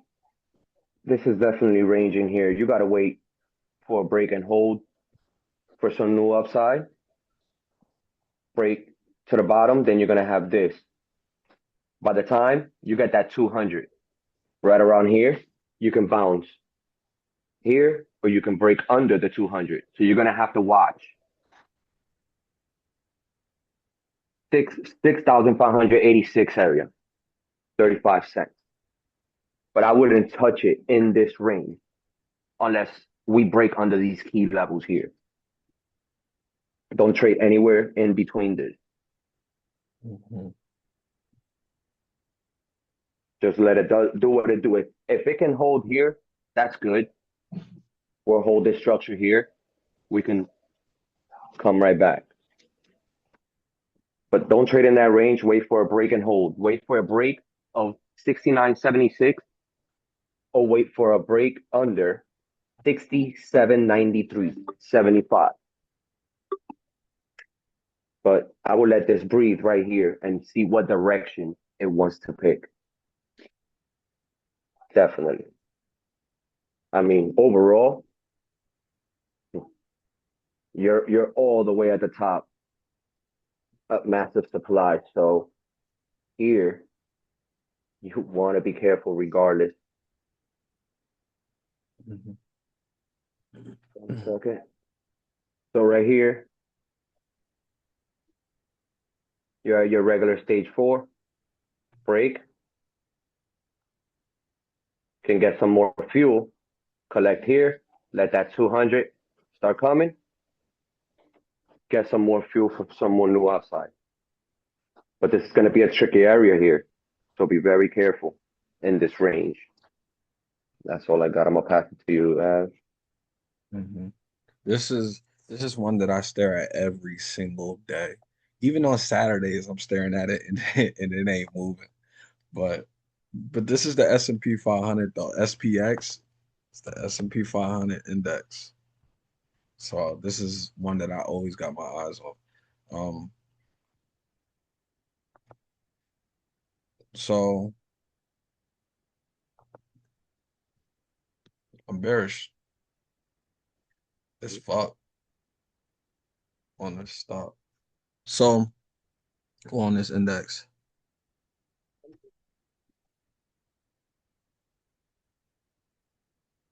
What? Um, so what we got to be careful with is this is touchscreen. Let's not forget that, okay? We're not going to forget about that. This is touchscreen. So this right here, could I make this thick?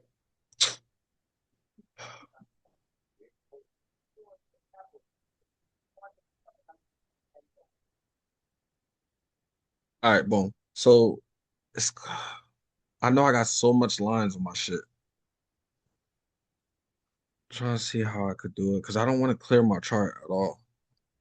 Um, so just follow me. So here, I'm right here. I'm over here. This is where I'm at. Hey, Right. Ab, Just Huh? open one side by side, Ab. if you go to that on the Mm, right column, it's like three down underneath the clock breathe down. on the far right. See the top and then the clock, the time, and that one, and one below the clock. Here. Yep, click on that. Then you can hide different stuff so you don't have to see it, but you don't delete it. Thank you. I forgot somebody Yeah. did show me that. Was it you Yes, last that's time? okay. Okay, you're gonna show me on the next live too, probably. Don't delete it. Don't remove them. Just hide them. Oh shit! I just Just hit undo. Just hit okay. undo. Where's undo? The arrow up by where it says NQ scalps, I think, or Neo scalps. Go to the left a couple, Oh, right? okay, Yep. got you. Okay, And then just hit the eyes, and you can hide without getting rid of it. thank you. No Appreciate it. problem. Um,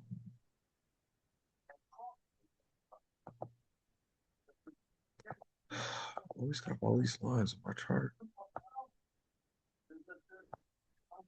I'm not gonna hide everything. All right, so basically what I'm seeing here is it's ugly, so I'm trying to make it out. I just lost it. All right, so boom, right here. Now my cup. Look where my AVWAP are. It's no coincidence. My AVWAP is right here. So we bounce here. We come back up to our AVWAP. We reject there. We come here. We consolidate, and this is a key level area. R.A.M.S even shouted out 6,500. It's no coincidence. We close under there, and now you're going to see a violent drop. We'll just measure that. And I'm going to take this right there. I just took the top resistance and I took it down to the base that I wanted to break. And now I'm going to take this measure to the base and it's going to tell me. So I see basically 6,000 on SPX. Come back down to that area where Iran launched missiles at us. Um, and once we're under there, let's see. Once we're under there, it looks better on the weekly. The inverse cup and handle. You can really see it. I need my move nerves. Once we're under there, and okay, look, that is perfect. It goes exactly on point to the 100-day moving average. That makes perfect sense to the 100-day moving average. That's a big nasty 800 tick move right there. And then you want to just pray that that hold. I have no upside range for this stock at all. I mean for this index. So I'm not going to give you upside because I don't think it's going upside. And if it does, going to 7,000, it's going to reject again. And we go by risk to reward. If you was trading this, you definitely don't want to even look at the upside because you want to go with the higher probability. It's more likely for it to fall than go higher. And then what's your risk to reward ratio? It favors the downside. You got a lot of space you can run to downside versus you only got a little bit of room and you're already at all-time highs. So the risk to reward don't make sense to even. It doesn't favor the upside on the stock at all. But I'm straight bearish. Consolidating, but we closed under our trend line. So now I think after this week we start getting bigger flushes though. Because I already told you I'd expect bounces happening. So this was what was happening here. Um I I got you, Rims. I'll pass to You're you. good. I'm only stuck on this one because it's SPX. But so this it's called all right, boom. Wyckoff distribution phase D. That's what we're in. And then I said this, and we had to drop after that. So basically, this is classic Wyckoff distribution. Phase D is where support fails and rallies start getting sold. Phase E is what comes next, the markdown. No more range, no more dip buying. Just price discovering lower value as liquidity tightens and leverage comes off. I believe this transition begins within the next 2 weeks. And when phase E starts, the move can be really huge. We did get a big flush too. When buyers hesitate and supply controls every bounce, the market isn't weak, it's transitioning. The question isn't if volatility expands, it's whether you recognize phase E before the crowd does. And how this is exactly what we look for. So you look at this chart right here, what are we doing right now? We're currently ranging. We fell out the box and then that's when phase E starts. So now we come to our chart. We're ranging. Once we take out 6,700 about that area, now you're going to start discovering lower value. You're going to see price start to literally drop into lower value because it's taking this range right here. Once you take that out, the liquidity is going to be thin. You're just going to see the drops happen like so. You'll see 2 weeks of bullish runs get wiped out in 4 hours, like fast. But that's all I got on SPX. So my bad for that rant, but I really wanted to talk about that. That's my view overall. So All right, that was good though. That was good. What we got next? IWM. IWM. We don't got too many left. It's BG, KTOS, HEMS.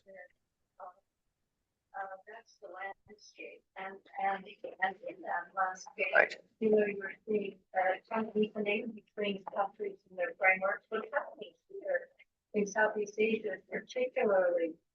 got the retest to the 50-day. I can't see your screen. You can't see my screen? Oh, hold on.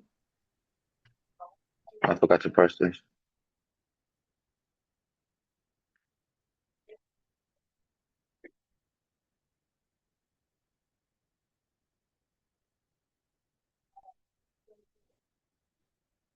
Now also here, so just to point out this range here,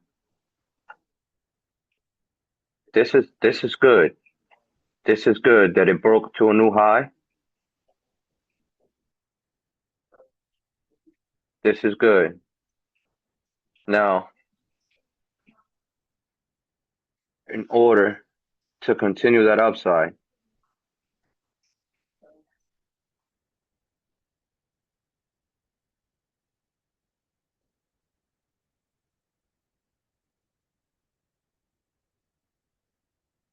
Falls right in confluence with that 50. Now, this retest here, you want it to hold. This retest here, you want it to hold. Close above the 20, because right now on the daily, we try to reclaim the 20 day. We try to reclaim the 20 day here, and we failed. So it's either we break below 257.81 or hold right back to 271. Again, you're in a range here. So you're closer to the bottom end. So watch when we retest this area here. See how we react. Sellers are starting to get aggressive here. So just be careful. You're right at a major supply level. In range, back. If we do break under, expect a retest.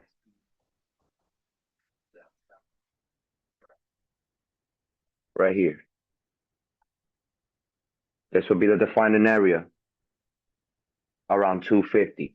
I don't believe we're going to do that because we're pretty bullish. But this is your possibility in this range. Sellers are getting active. Buyers right here weren't too committed. We failed to break the high. So now we got to watch it here. We need to break this in order to get back bullish. In this range, I wouldn't touch, I would just watch, especially how we react right here. Right now we're holding. This is nice, but we're rejecting on the 20, which tells me we're going to try to touch this 50 again. And if we reject, we're going to get under the 50, come to our next level of interest. I'll just watch IWM here and wait for one of the breaks. Let it tell me some direction. Overall, IWM and small cap, they've been doing pretty good. They've been on fire. So let's see how we react at this key level first. If we could get this nice bounce, perfect. Build some energy, get back here, we can break to new highs. That's all I got for IWM. Can't hear you, IWM Ab. for me is Oh, going there to you be go. it's going to be the same thing as SPX. It's just going to make the move quicker. Bearish on it. Yeah. 250 is what I got. 250? That's what's up. That's fire. Word. That's fire. You're bearish on IWM Yeah. app? Yeah. Okay. We're All right. we're at So new highs, so you have to be careful up here. So here you're either just gonna pick up some energy for a continuation of the run, or you're gonna break down and collect liquidity down there. short-term bearish. Let me just say that for now. Yes. For now. But Put overall, I'm gonna IWM in the chat, but I am in a current play, which is up 26%. And I have been watching it because I want to make sure that I, don't stay in there too long if it's getting ready to go down, especially with everything that's going on in the market. it depends on how much time you got June, for 4 months. And your strike. 260. Hmm. So what IWM, so now we gotta get serious. Right now, it's rejecting 50% of this previous candle is under my 20. So it's no longer on the short term, it's no longer a pullback. Now it's sellers are in control. You're under your 20-day moving average. Now, when you open on Tuesday, your 20-day will be declining down. It's just the question is, will we be under our 10? 262.70 ticks. That's the level right there that it has to hold. If it loses that level, I got 250 on IWM. Well, Uh, actually, before two in the middle of 250, I would say 258. You take out 258, then I got 250. Once I got 250, my 100 is not rising up. It's flat. You come down here to 250, you're going to do this over here. You're going to consolidate, and then you're going to snatch liquidity and go down to the 200, which is at 235. It'll be at like 240 though by that time. So I see overall on IWM 240. And if we look at a lot of stuff. It's showing you up here 270. It's going to be very tough to break that. But right now, what for you, I would say 258 is a level you want to see hold. And if it breaks 258, 256. After that, I wouldn't. I would be very careful because then you're going to lose your profit. Mm-hmm. Um, Yeah. and it's going and it is taking out the structure once it takes out 258 and then comes down to 252 that area. And this is a range area once it comes down there. You don't really want to be in that area. So overall on IWM though, it had a nice run, but it very well could come down to 240 though. And that lines up with the monthly too. So it's basically telling me like further out we could definitely see 240. For right now, those consolidation and then consolidation weekly, but the daily's bearish though. So I think the consolidation thing after this week coming up, I believe IWM. So in 2 weeks, I believe IWM starts experiences drawdown. So gotta see what happens.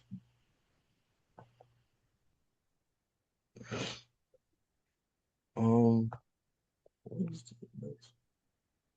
All right, we did. We got like four more. Yeah, hunger. Wow, Mm-hmm. damn. Home Depot. Home Depot. HD. There she go. All right. All right. All right. All right. So we Home Depot, like we said, when was it? A week or so ago? Hmm. We're finally here. We're at the point of interest. We hit our mark. We hit our first take profit target. Now we're watching for this hold. So luckily, I got the weekly ready to go. So in the weekly by weekly basis here in these 2 weeks, what do you see? What stands out? Can you say that again? My It phone. looks it in the weekly to weekly action. Look at the two boxes. What stands out? This got a lower low. This has a higher low. Mhm. Lower high, higher high. So Mhm. now it leads me to say, okay, even if we can start the weekly range, oh man, now I know we can maintain structure, possibly break the level that I need broken so we can get to our next target of 412. So this week is going to be important for Home Depot. Let me go down real quick.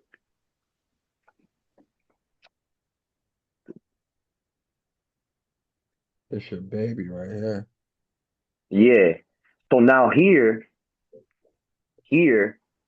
see, right here, I want to get well over that.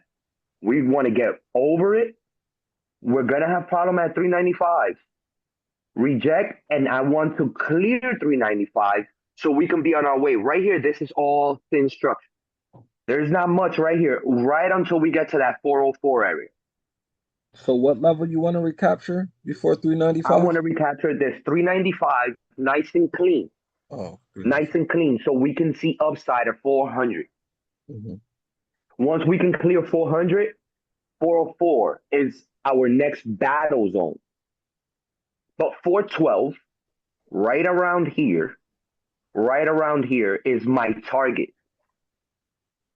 This is my target. This is my ultimate target. So I'll be happy, right? Just reaching 412 at 410. Guys, I have my finger on the trigger. So now, all being that we reclaim, I need to reclaim. Right now, we're dealing with this 391 area. So starting the week, see if I could erase this way, please. Yeah. So right here, I need to reclaim in the week. We need to reclaim 391. We can deal with 395, reclaim, and we're going to be at the end of the week at the top of the range. We're in structure. We're following structure perfectly. We're following structure perfectly. On the way up, we're here now. We need to hold this whole 386 level in order for continuation. We need to break this 391. This is crucial. My next level of interest, I'm playing this level by level. I have my active runner in play. So 412 is the target. Right now, we're dealing level by level, level by level. If we do come and retest the 50-day, which lands right at 386.94, we need to hold here. We need to hold here. This would be in my weekly, my invalidation zone, chop zone, where I won't trade between this level, this level. That is the indecision zone. See how it falls in confluence with this range. I won't touch it there. No panic there. As long as we're in that range, we're good. We'll eventually break off that range and keep going. That's fine. We lose this, that's a red flag. 387 That's to a red flag. 386. It's a red flag, yes, because then now we got to deal with having to retest 378. And which is, there's massive liquidity right down here too. Wouldn't be mad at it, but we can't break. So now we got to play it here. This is our range bound for the week. We're right in the middle of it. So hopefully we get some continuation. We break, hold. We'll deal with our next level of interest. At the end of the day for the week, and my one standard deviation move for this week on Home Depot, I don't see us this week breaking 404. We can wick around it. Let's see. Earnings is next week. 224 next week. Can we possibly get an earnings up? Earnings rally. Exactly. Can we get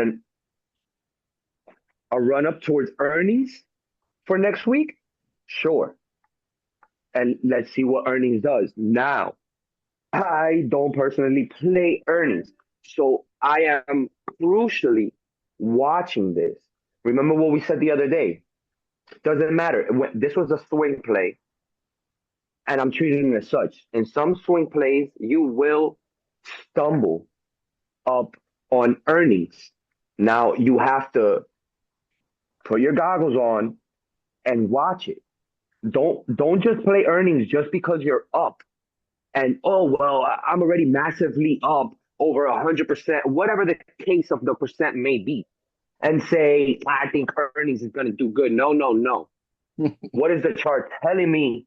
And then if the run up to earnings seems weak, if I get any whiff, I am not gonna play. I am not gonna let the play just cook me on my profit just because I was hoping we get an earnings run. I don't care about the earnings run. I'm just following the structure run.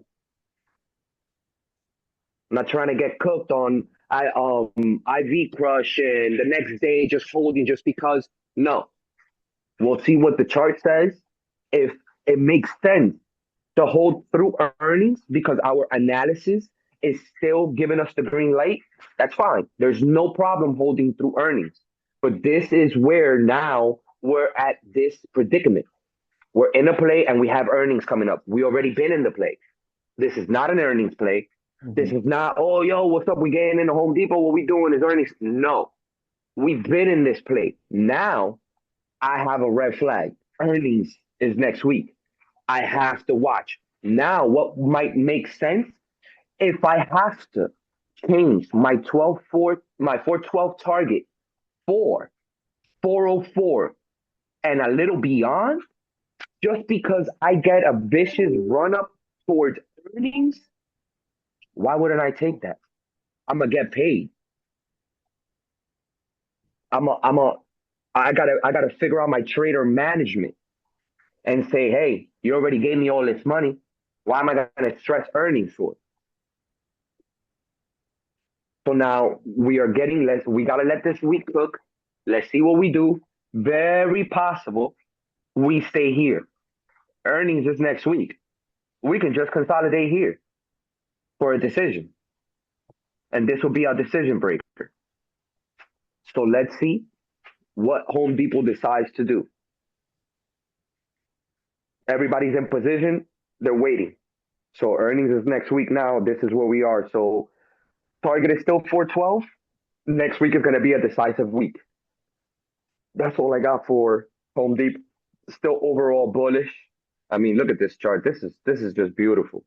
It's just beautiful. And really ultimate target. I think, like you said the other day, you were looking at somewhere up here, 425, 430, 4. I know you were mentioning the 420. Yeah. I also see that as well. And I mean, bro, it don't get no better. So that's what I got on Home Depot. I'm gonna pass you the torch. To add on to what Rams is saying, but I kind of disagree. So look, if we pull this up, we don't have football no more and not too much basketball. So if you're feeling that itch, you could gamble on some earnings for McDonald's for Home Depot. It's FanDuel because the Super Bowl ain't around. So you could just do HD Home Depot. But no, for a so for me, why I keep thinking of McDonald's? All right, for HD. Yeah, HD looks good.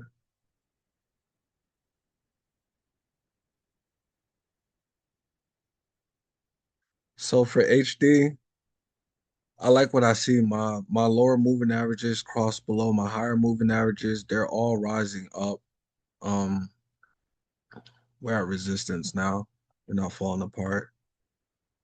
It's going to consolidate right here. It's not ready yet. It's going to consolidate, so you can expect that three. It could come down to 380 if it wants. 380 to 397 right now. But it probably now you have structure right here, so 385 will probably hold. Um, but it's going to consolidate. It's not about to take off yet. Um, I see 418 for sure on Home Depot for sure. I see 418. Um, but it has to get above. So because you just look at the behavior of the stocks, like you always go back and look at the behavior. So we notice when we break above 399.40, you touch 418 almost every single time. It was one time, oh, we didn't break above. Every single time, so we still did one, two, three. Every single time you break above that, you hit 418. Every single time you hit 418. Every time we broke above it. It's gonna happen again. So 418 for sure. And then is 426, 425, 430. Um yeah, Home Depot looks good though. It broke above my liquidity box snatch. I just want to see it now come back down to 378 for a retest before just taking off. But if it just takes off now, then I only see 318. I don't want to get riskier than that. But if it comes down to 378, then I can see 325. Only if it comes down to 378. But overall, it looks good. It's just not ready yet. So um, don't be in a rush. The perfect, if you're not in yet, perfect spot to get in if it allows you to is really 378 will be the perfect spot. But realistically, if it don't come down to that area though, 382 to 385, I would start my positions. That's all I got for Home Depot. Oh, and Okay. earnings coming up. Make sure you get your gamble in. All right, that's all I got. The next one is. You're welcome. Yeah, we gotta get off here. Bobby, I said I didn't want to go 3 hours. It's about to hit fucking 3 hours. Palantir. Yeah. Yeah, Palantir.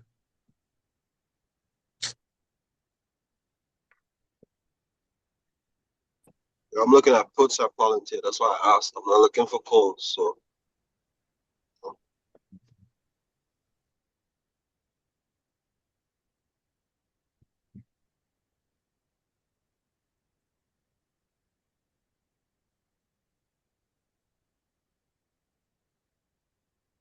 All right.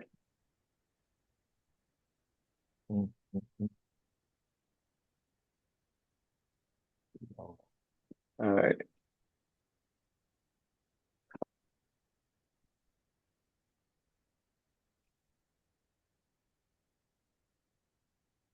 So you see this area right here needs to hold. If you can break under, I'll agree with the puts, but Palantir, let's see, so now this was aggressive. This was aggressive. If we can lose this, your puts are green lighted right here. You could see this level right here, $86. If you maintain to hold, this is where it would hold for a retest of that 200. This is very bearish, and it pulled back strong. Like this was commitment on the pullback. You collected off the imbalance and all, and rejected. So here, I would wait for a break. Your puts are on go. Your puts are on go. You'll retest right around here. This structure right here. This is where you would start watching it.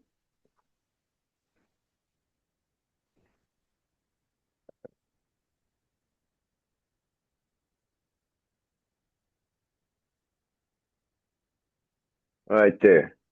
That's where you're going to start watching it. Now you see this curving over. See this curving over. You see these curving over. These are my long-term moving averages. Now, we are rejecting here. So we have to hold. We have to hold. There's still strength in the move downward. So your puts, that's the right direction.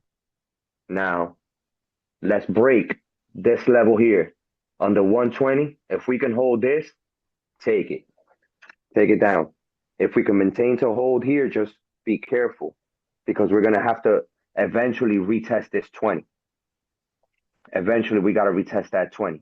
Even if the 20 can start coming down, but that it's aggressively coming down. The 50 is already turning over. It's already turned over. It's already coming with the 20. You got the cross right here. And then now you got that 50 is going to want to do this and cross under that 200. So them puts, Rudy, you good. So just be patient and wait for that confirmation. Don't get in right here in no man's land. Wait for them levels to break. Take it. Take it. And then just watch it. As soon as you're about to get near this area, watch it. Let volume confirm. Let your MAs keep confirming. If you even pull up, reject the 9 or you reject this 20, straight. Just make sure you break this area. 118 for your put.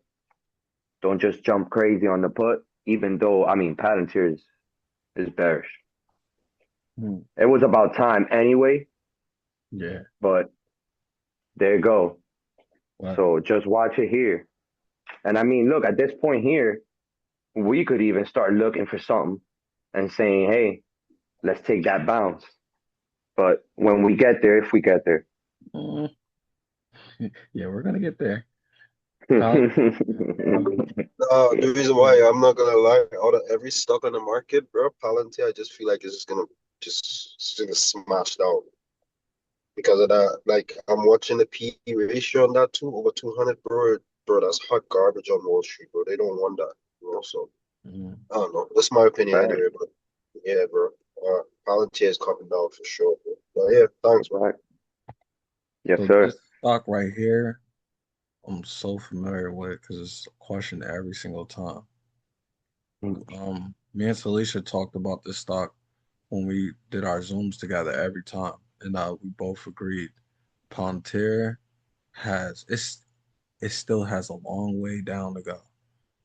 Because up here we were saying potentially Palantir could come down. It's so we'll start here. Palantir could come down here. It's not impossible at all. Palantir could come down to 60.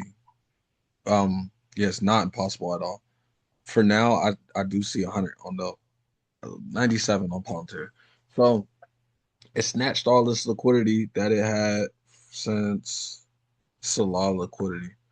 And I could tell you why. So, okay. So since about the end of August, just imagine all those contracts just being thrown into a vote and then somebody steals that whole vote. That's just what happened on Palantir. Um, Palantir, the reason why it's dropping like this because this is one thing that we stressed a lot. Um, Palantir did not when it was running up.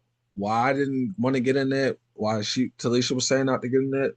It's because it didn't build structure. It just ran up. So when a stock just this is touchscreen. When a stock just runs like that, it's gonna fall just like that. Because candles bounce off candles, candles bounce off candles, and candles bounce and candles bounce off each other, candles reject off each other. So you know I need to get some food in my body. So boom. So when the stock is running, so put it like this. So now if Palantir would have did this, when it fell, it would have been like, oh, okay, we could bounce right here because we got support. If it took that out, then it'll come down here. It could bounce right here because we got support. So the drops won't be as big because you won't just drop into empty spaces that I've been telling you about. You'll drop down the support, then bounce. Drop down the support, but Palantir just ran. It didn't build no structure. I mean, it built some structure, but very little. These candles are very little. You could just take that out easily, easily. That could just be taken out. So Palantir, for sure, definitely is coming to 130. Um, and the question is, if it comes to 130 this week, if we close on the 130 this week on Palantir, my next level for Palantir, and I'll just tell you now because I wanted to do Palantir level, but I didn't um put it out. So I'll just make this into a clip. But you take out 130 on Palantir, I have $119.25, and I believe we bounced there, but temporarily. But my main target for Palantir is $98. Um, and then there's $112 that we could bounce at because that's why it's important to go to your higher time frames. Because now I'm looking on a monthly, my 20-day is still below here at 112. So you could possibly bounce there, but my 20 is weak on the monthly, but I still see a bounce here. So I see 120, 112, and then 98. And then there's two setups. There's a A plus setup, the B plus setup. Like Rance was saying, damn, it was a level that he wanted to take out. Like he was saying to get in if it came and broke the level below, that will be your B plus setup. Because remember, it's risk to reward ratios. You want to know where to put your stops at stuff. So I would wait for the retest, like he said, to the 10, but really you want the 20. You want it to come back up to 150. But if it can't make it to 150, you look at 138. Those are the areas that you want to short. You want to short 138 or you want to short 150. You're more than likely going to get 138 because this is a bear flag right here. if you get above 138, it's going to invalidate that bear flag. So it's more than likely going to come to 138 and then reject. You were short at 138. You don't want to let it break down first and then short, just simply because you're minimizing your risk to reward. And then I'm safer if I put it up here by my moving averages because now I have structure that I could use to put my stop loss behind, and also I have my moving average that I could use that I could put my stop loss behind. That's the reason why that's an A plus setup if you do that. So 138, 150 would be the perfect setup, but I really don't see Palantir going to 150. I see 140 probably the most for now. Um, and then those are the levels to the downside. Palantir is one of the my favorite stocks right now uh to lead all for sellers. So like I love Palantir to the downside. Love it. That structure was weak and now it's gonna get exposed. It's gonna very likely drop down. Um $80 will be like $80 is going to act as a magnet in my opinion, but I just said $98. But I believe $80 is going to act as a magnet. You could just see all the liquidity down here that just needs to be snatched. We haven't been down here in a long time. I believe this has been a year, so it's going to definitely come back down there to take that. So $80 you could say. Um, but yeah, that's what I got for Palantir. Um, what That was was good.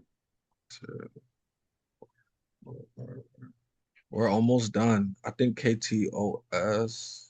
Oh, hymns. Yeah, hymns. One, two. Mm, We just got three more. bet. Rudy, I'm gonna download WhatsApp again too, bro, because I was trying to message you like 3 weeks ago, but since I had removed um my WhatsApp thing when I went in to message you, your number is not there no more, so I lost your number. Talisha says structure equals sustainability. That is a fact. And T Will says he got $86.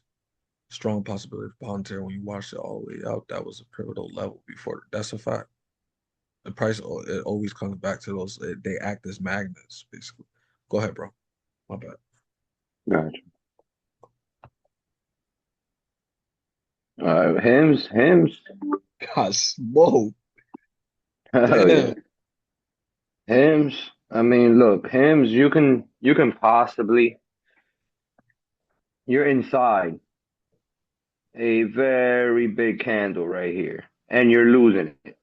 You lose this, you're coming straight to $11.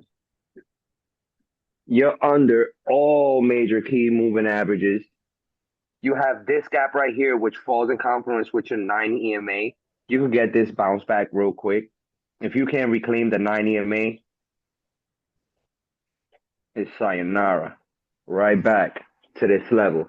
If you can reclaim, take this gap out and test the 9 here. I mean, the 20, I'm sorry. Now, hymns, let me look at some. You're at a good pivotal zone. I still think it comes down to that 1198. Mhm.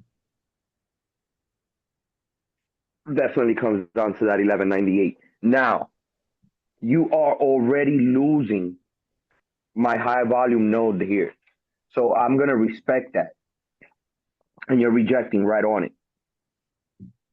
So the last hope for this will be to come and try to bounce and take a crack at that 9 EMA. Mhm. If we can take the 9 EMA out, we can even attempt to fill the gap. So this still has downside. Now, the only reason I say there's a possibility we're going to retest this 9 and this top of the range on this candle here is because the move is starting to stall. It's going to create some structure and it's probably going to have continuation. So this here can be the start of a nice bear flag Mhm. right here. You can start getting a nice little consolidation right on your level. And if it pops, this Volume node right here is going to give you everything. So now we got to reclaim it, retest that 9, and see what we do from here. Upside, I don't see much until we take the 20-day out. Right now, we're pretty extended from it, but we got to reclaim that 9. And this is nasty waters right here. When you see this ultra high volume right here, this could be stopping volume as well. So now you're going to have this consolidation pattern build until it's either going to break or invalidate the bear flag.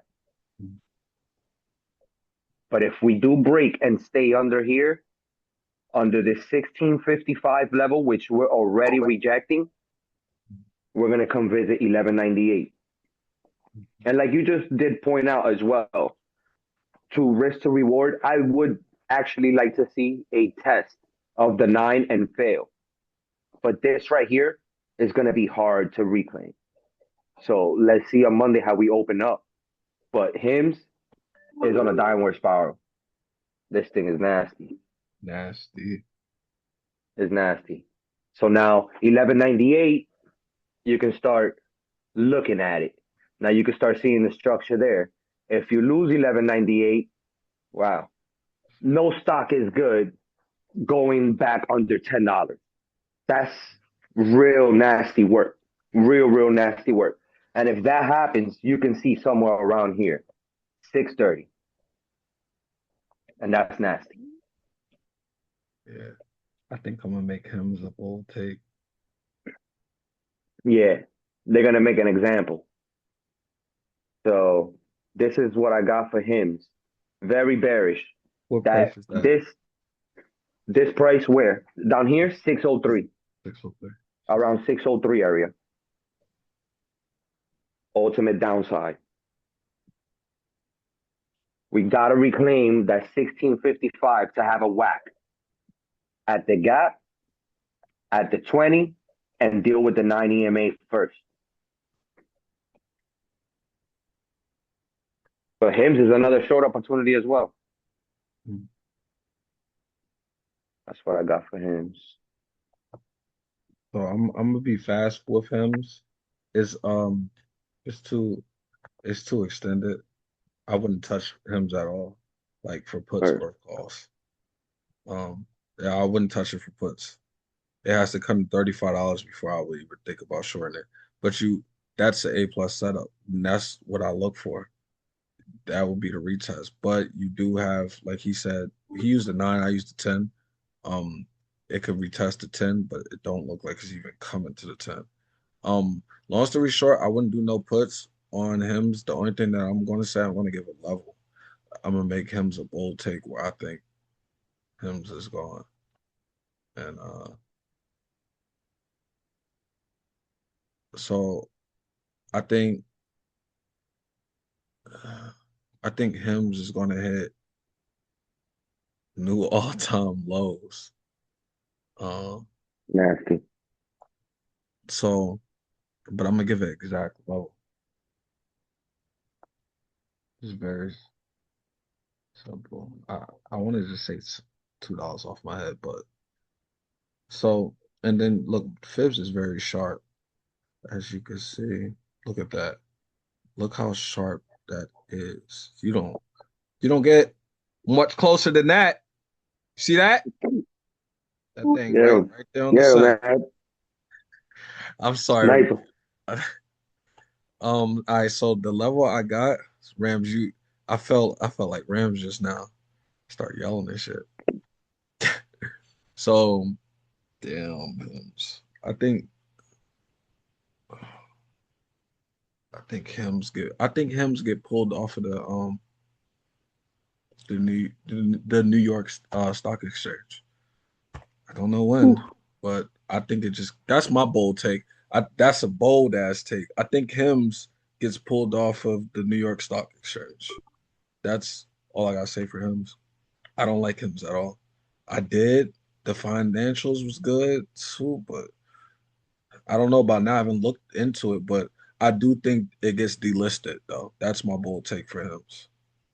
Um, yeah, that's all I got for Hims. You know when it's a bold take because you start Your lips start going like this. You sure you want to say that, Ab? Well, all right, so we got two more. And I had a stock like that before, Bed Bath and Beyond. I shorted that thing down until they went bankrupt.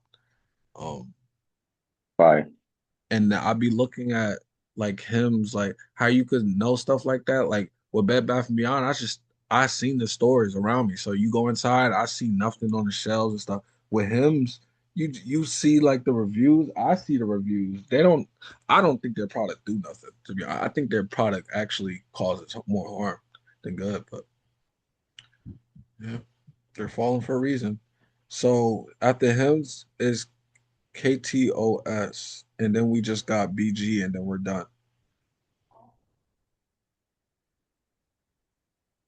Mm. To God be the glory.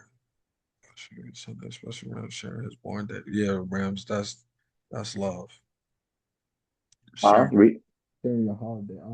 To God be the glory for you guys sharing your Sunday, and especially Ram sharing his born day. Much love. Your girl Levine. That's what's up, Levine. Thank you so much. Appreciate you. So this is KTOS. Mm.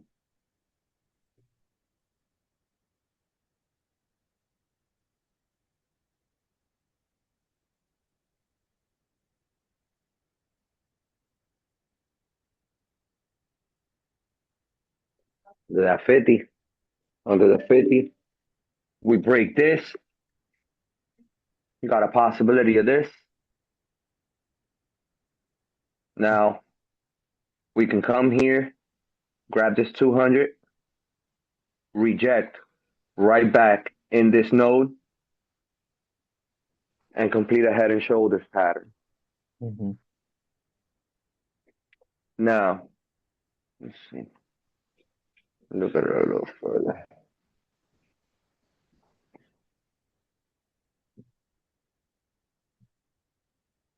I would like to see if you lose this $80, 98 cents right here, we're definitely getting a retest of that 200 day. If it can consolidate here and all these moving averages start to consolidate as well, this will start catching up to the 200 day and then maybe get a bounce right at that level. Now, let's see some. Yeah, that head and shoulder poking out. Nasty. Mm-hmm. Nasty. Okay, so the only way I'd be bullish.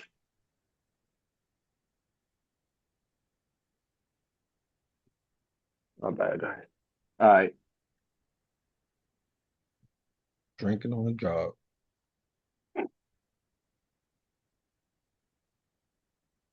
Yeah, guys, this,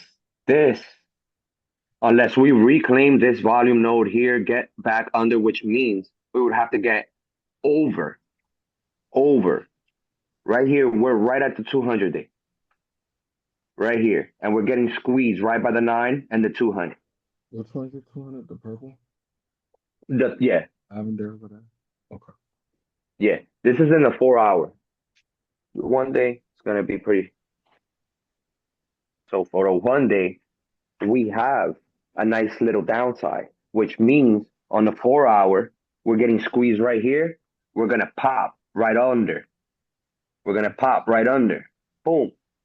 And come retest this 80, 98 level and possibly run back to this volume node. This is going to be an ultimate decider if that head and shoulders is going to want to play out. Because we're going to have to get right back above this powerful move right here. We already lost it. And that falls right in confluence with your left shoulder. So this is what we're watching here. I like it. Rejection here. You got the pattern right here. Take it. Potatoes, even though overall bullish. Look at that weekly. Let me see what the weekly. All right, that's good. Weekly looks good. But look, The head and shoulders, that's time frame alignment. Hmm. So now it makes more sense that we have some steam getting lost by the sellers. Buyers can take it. Hmm. We reject right here, right back down. Yeah. That's exactly how you time patterns. Mhm. That's what I got for KTOS. Just be careful with KTOS here. I would definitely I definitely, if you take this volume node out, which would take you a lot of energy to do so, you're high likely going to invalidate that HNS and high likely are going to retest that high. Until that happens, that head and shoulders is in play in my eyes. That's the top watch for Kato's. Mhm. Damn, we've been on here for 3 hours, and I still feel like I didn't share what I wanted to share, but we're almost done now. Where is it? Hold on, let me see something. All right, Kato's. Let me see something real quick.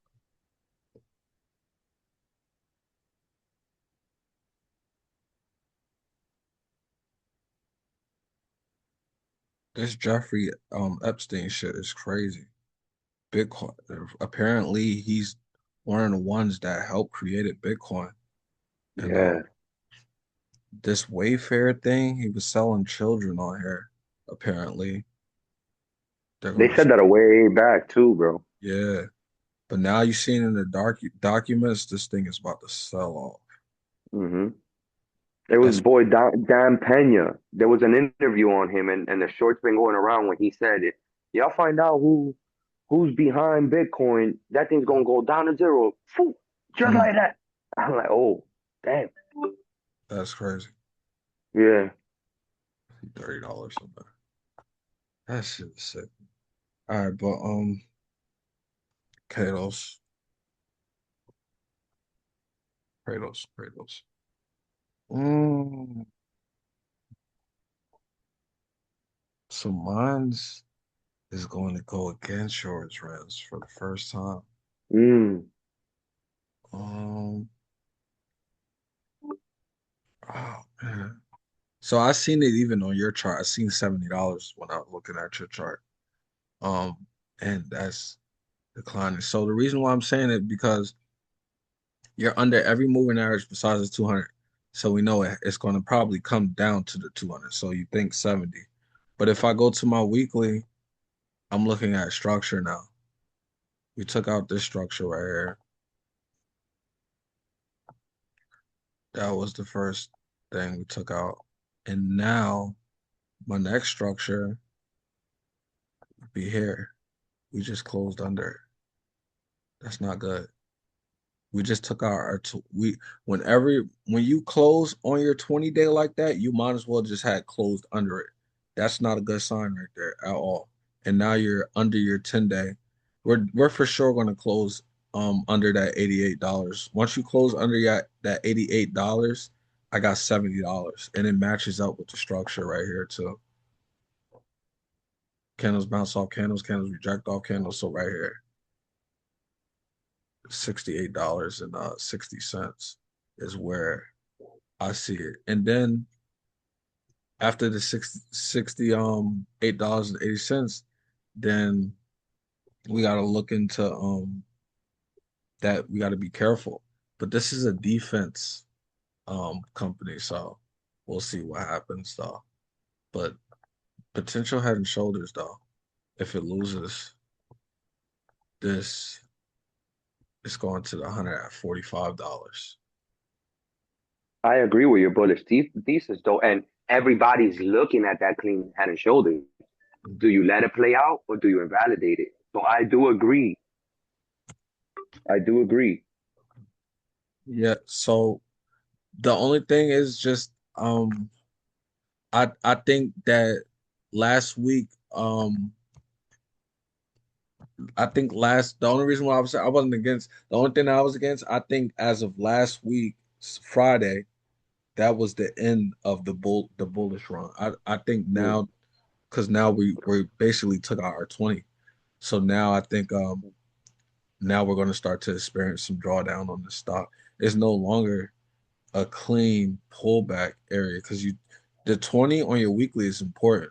Once you take that 20 out on your weekly, now you got to look at the 10 on your monthly. So that's all the way down here. So overall, bullish for sure. This wick right here, warning shot, and then right, another one right here. right. I could even see $50 on this stock to be honest.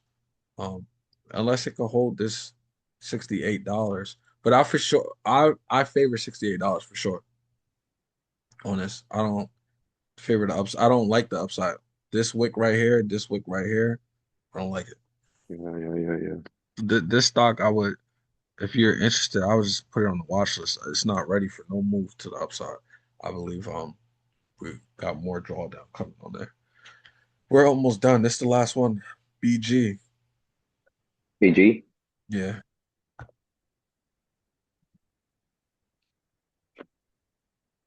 The only good thing about that stock though is defense. So it could survive. Yeah, It- that's what's on the menu this year. Mhm. BG. What? So Google Looks just good. Google just Google CEO just said they don't know how AI is teaching itself skills it is not expected to have. That's not good. That's not good. So they're probably gonna take a hit this week.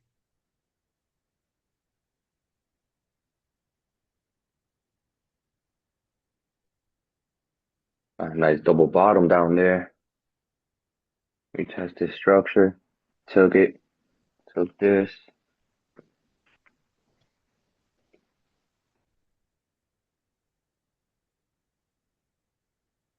Is it the what? I'm Looks not sure. good. Yes. Nice. Definitely be careful with Google though. That's when the CEO tells you that, like it's how don't you understand how AI is teaching itself? That's not something that you just say. That's big, in my opinion. That's big for tech. That's right. Yeah. That's software, all it's cyber, all of that shit. That's just going to lead into all the fear mongering about who's behind the curtain, right? Is it the Wiz? Mm, I agree. I that shit All just right. dropped. I like it. So right This. here, you got a nice little break of structure. Boom. Now we coming for this high. Let's come retest that 20 at 115. That'll be nice. This run is very nice. Mhm. This is very nice. Look at that. That's What? very nice. We know the Mhm. buyers are committed here. So now here, this is not your entry here because now you either you either break this high and wait for a retest and take it. If not, you want to wait for this retest here at 115 in the 115 area. You Mhm. got your 9 EMA, 118.86, and you got your 20-day at 115 on the daily. This will be a beautiful bounce to come check this high right here at 130. We'll blow it, get above it, get some continuation, confirmation going on. This looks nice and bullish. This looks good. I would like it to do a pullback because the RSI is starting to get pretty overextended. We're getting extended from the 50, so I would like to see a retest. I would like to see a nice little retest. We got nice continuation pattern right here. Let me see something on the weekly. The weekly, see here, definitely, definitely. See, all this in between right here falls in confluence with all this imbalance right here. So you can take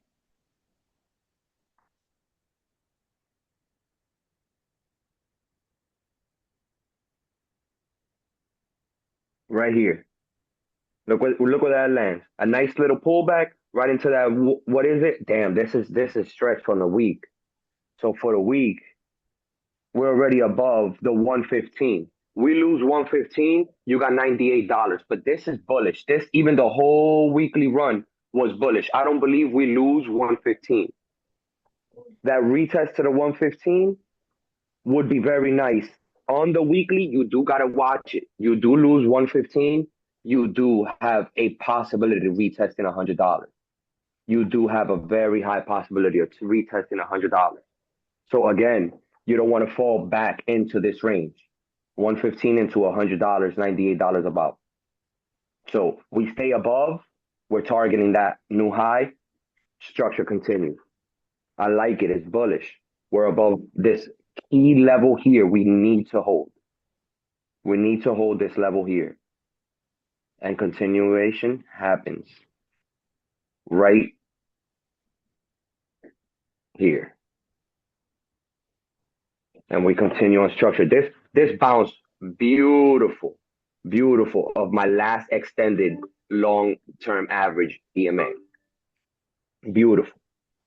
So this is beautiful continuation pattern. We cannot lose 115.44. If we can hold, we will bounce right into this right here. This is what you want to see. We can hold this level, you got new highs incoming. We cannot lose here. We're going to come right back into all this thin structure right here. You see all of this right here on the weekly? That's all liquidity ready to be picked up. So you need to watch it. Here, here, here. We lose this. We're coming to retest here. We can hold here. We're retesting our previous highs. Right now, I like it. We can't lose 115.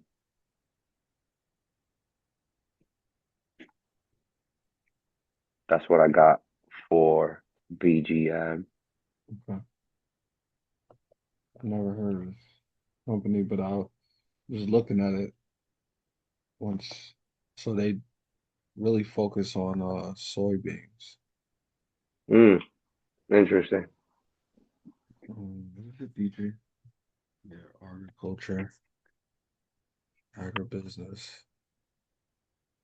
Hmm. food industry, refers to help fuel renewable energy. Oh, farmers, sunflower, wheat, corn. I could tell, but when the stock runs a certain way, I gotta pull it up because this is not normal. This is institutions. So what makes this stock um different from the other ones? And I see why. Um,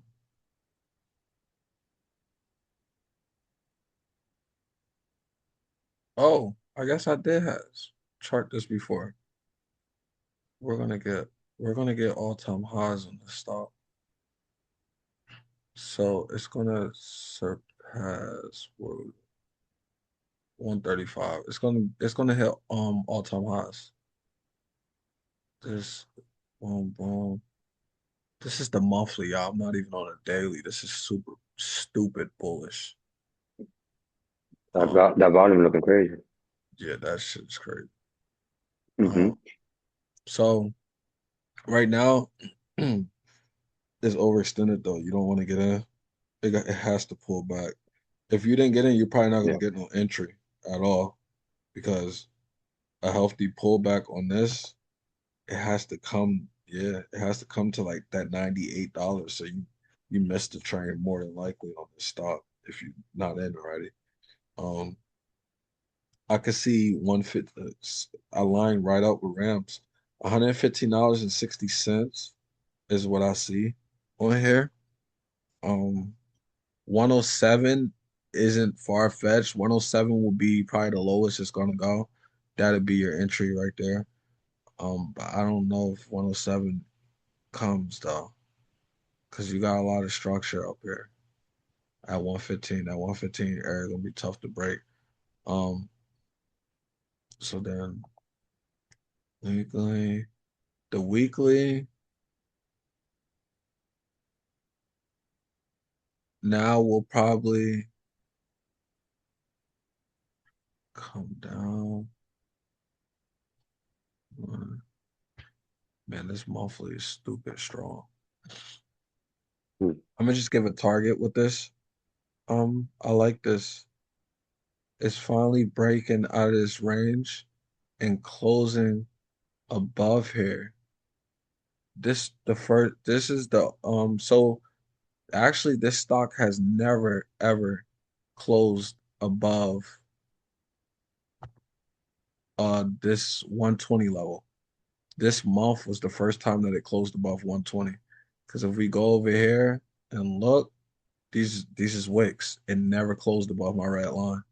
Over here, same thing, wicks. We never closed above. If we do this time, it'll be the first time we got 12 days. And right now, this candle right here is telling me though it's gonna pull back a little bit, but overall it's bullish though. Um, and if it was to do that, I'm just gonna give these levels and then I'm done. And then I'm gonna eat something. So I'm gonna take it from my 200, the bottom, and my resistance, and it's gonna tell me this will be a long-term swing because I'm doing it on the monthly. So it'll be like leaps. This target will be leaps. 145. Um, just has to it has to prove that it can hold this range. So if you see a stock for the first time ever, the stock's been out since 2002. And if it took 24 years to close above 120, that's stupid bullish right there. So if it closes above 120 in these 12 days, that's super bullish. So we're gonna add them to our watch list. BG, who gave out BG? That was super fun. Fine. Yeah, I'm adding it to the watch list. And just because I added to the watch list don't mean that I'm taking all these fucking trades because I'm definitely not. I'll only be in 3 to 4 trades the most at one time. And in this environment, I'll probably be in two, three the most. Who gave BG though? I just gave a lot, so you have a lot to choose from. That's my I Darnell. saw Costco you called out last time. You said 1,012. It broke out on that level. who's this? Alex. Oh, Alex. That's you gave this No. You no, you called it out last your last video. BG? No, not BG. Costco. Oh, Costco. Yeah, yeah. What about Costco? It hit. And said it broke your level that you put out 1,012. That's Oh, for fine. real? I'm gonna pull it up real quick and then we gotta get off here. But who the heck gave This out is BG? Somebody said Darnell Darnell. I asked. did it, Oh, Darnell. Darnell, that was Yeah. fire. That was fire. Yeah. And now you're seeing the chart clear. 'Cause that's a good stock that you found right there. And I'm in it already. oh, you're in already. I Oh, got it. fine. Damn. I got like 37%. Didn't let nobody know. Hmm. Cook.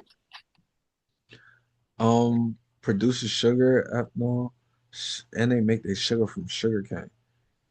Herb purchases, stores, transports.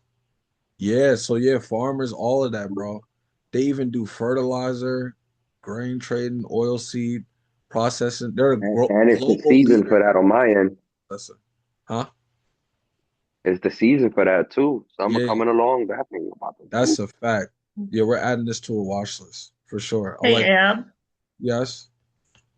I just put ADM in the chat if anybody's interested. They move like BG, but it might be a better entry right now. Archer AD. Daniels, Okay.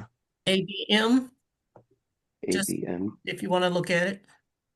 Okay. I wasn't trying to add it to work for today, but in the future. Got you. This is bullish for cost finally. It's been fucking it's been forever, months. Yeah, it broke that level. Now it just needs 1,000, 1,035-ish.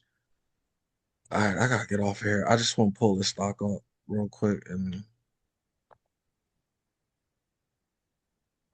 me and Rams gave y'all almost 4 hours, and that was not in mind. Mhm. This is beautiful right here, and you're I definitely don't right. know how you said an hour though, Av. That was literally my intentions, like for I don't days. think you can do an hour. I don't think so till now. Now Yes. I'm starting to think I don't. Yeah, and I can't, especially if I'm collabing. It's definitely because I try to like make it fair. So it's like 2 hours, 2 hours. That's crazy. Are you gonna post the replay on your YouTube channel? Yeah, 'cause, yeah. A All few right, people bet. asked Cool. me to send it to them, so I'm just gonna post the whole replay on there and just break up some sections, like make some videos. This stock right here is nice. Just like so, see, is right. It's like BG. I guess they do the same thing. That's what you was referring to. Yes, they do. Okay, so this stock, yeah, agriculture, mill, yeah. So this stock right here, Mhm. it's literally at the perfect like you. It's not ready to go. It's almost ready. It's literally at the perfect spot. See, Mhm. it was support and then it became resistance. You're finally about to break that resistance. You actually broke that resistance. I'm probably just 1 cent off. And once you break that resistance, 75 comes. Once you break 75, now you're validating structure. So you have no choice but to go up. So Mhm. 175, and you got 82. I really Mhm. see 88, 88 on here. Over, I like 88. And then Mhm. with this nice pullback though, and now the 200s under us, we can see 100. We can see all-time highs on it. And This you got the inverted head and shoulders right there too. on. Let me go back to that. Look at that. This is the monthly. Look at that candle right there. Hmm. If we close above $69.50 in 12 days, this stock looks like it's going to hit 90. At least 90. At least 90. I like this stock. So, damn, we're gonna add ADM. You said, oh, yep, and Rams right here called out the inverse head and shoulders. Left shoulder, head, right shoulder. And then you go up, retest. It's very well coming up here. Because that was Hmm. a nice pullback. So it has to go past up there or past there. That was nice. Monthly looks nice. Weekly looks. That was a nice. It don't get no better than that. Yeah. Break and Yeah. retest. Broke this area and you came back down, retest that area. Now you should surpass that area. So that was beautiful. We add BG, Hmm. um, ADM to the watch list, and I'll post it on the channel. Um, I'll put it in my notes. That's all I got for the day. Rams, do you want to add something before we get off here? No, that's good. But guys, thank you for your time. Thank you for the birthday wishes. Thank you for showing up. I appreciate you as always, my brother. Of course.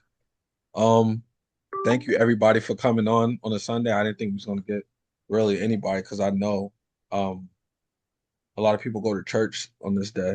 Um, thank you for your time. Thank you for your time. Everybody have a blissful day. Stay focused. Get ready to prepare for this week. Don't force no trades. Um, Serve God and God only. Serve others because by serving others, you're serving God. Stay focused. Smile. Make someone else smile, make somebody's day, and inspire. And love is love. Peace to the gods, peace to the goddesses. Love, light, and healing upon everybody in here. And I'm about to get out of here because I'm hungry, really hungry. But thank you for Thank you, everybody. guys. You're welcome. Thank you. You're You're welcome. very welcome. It'll be posted.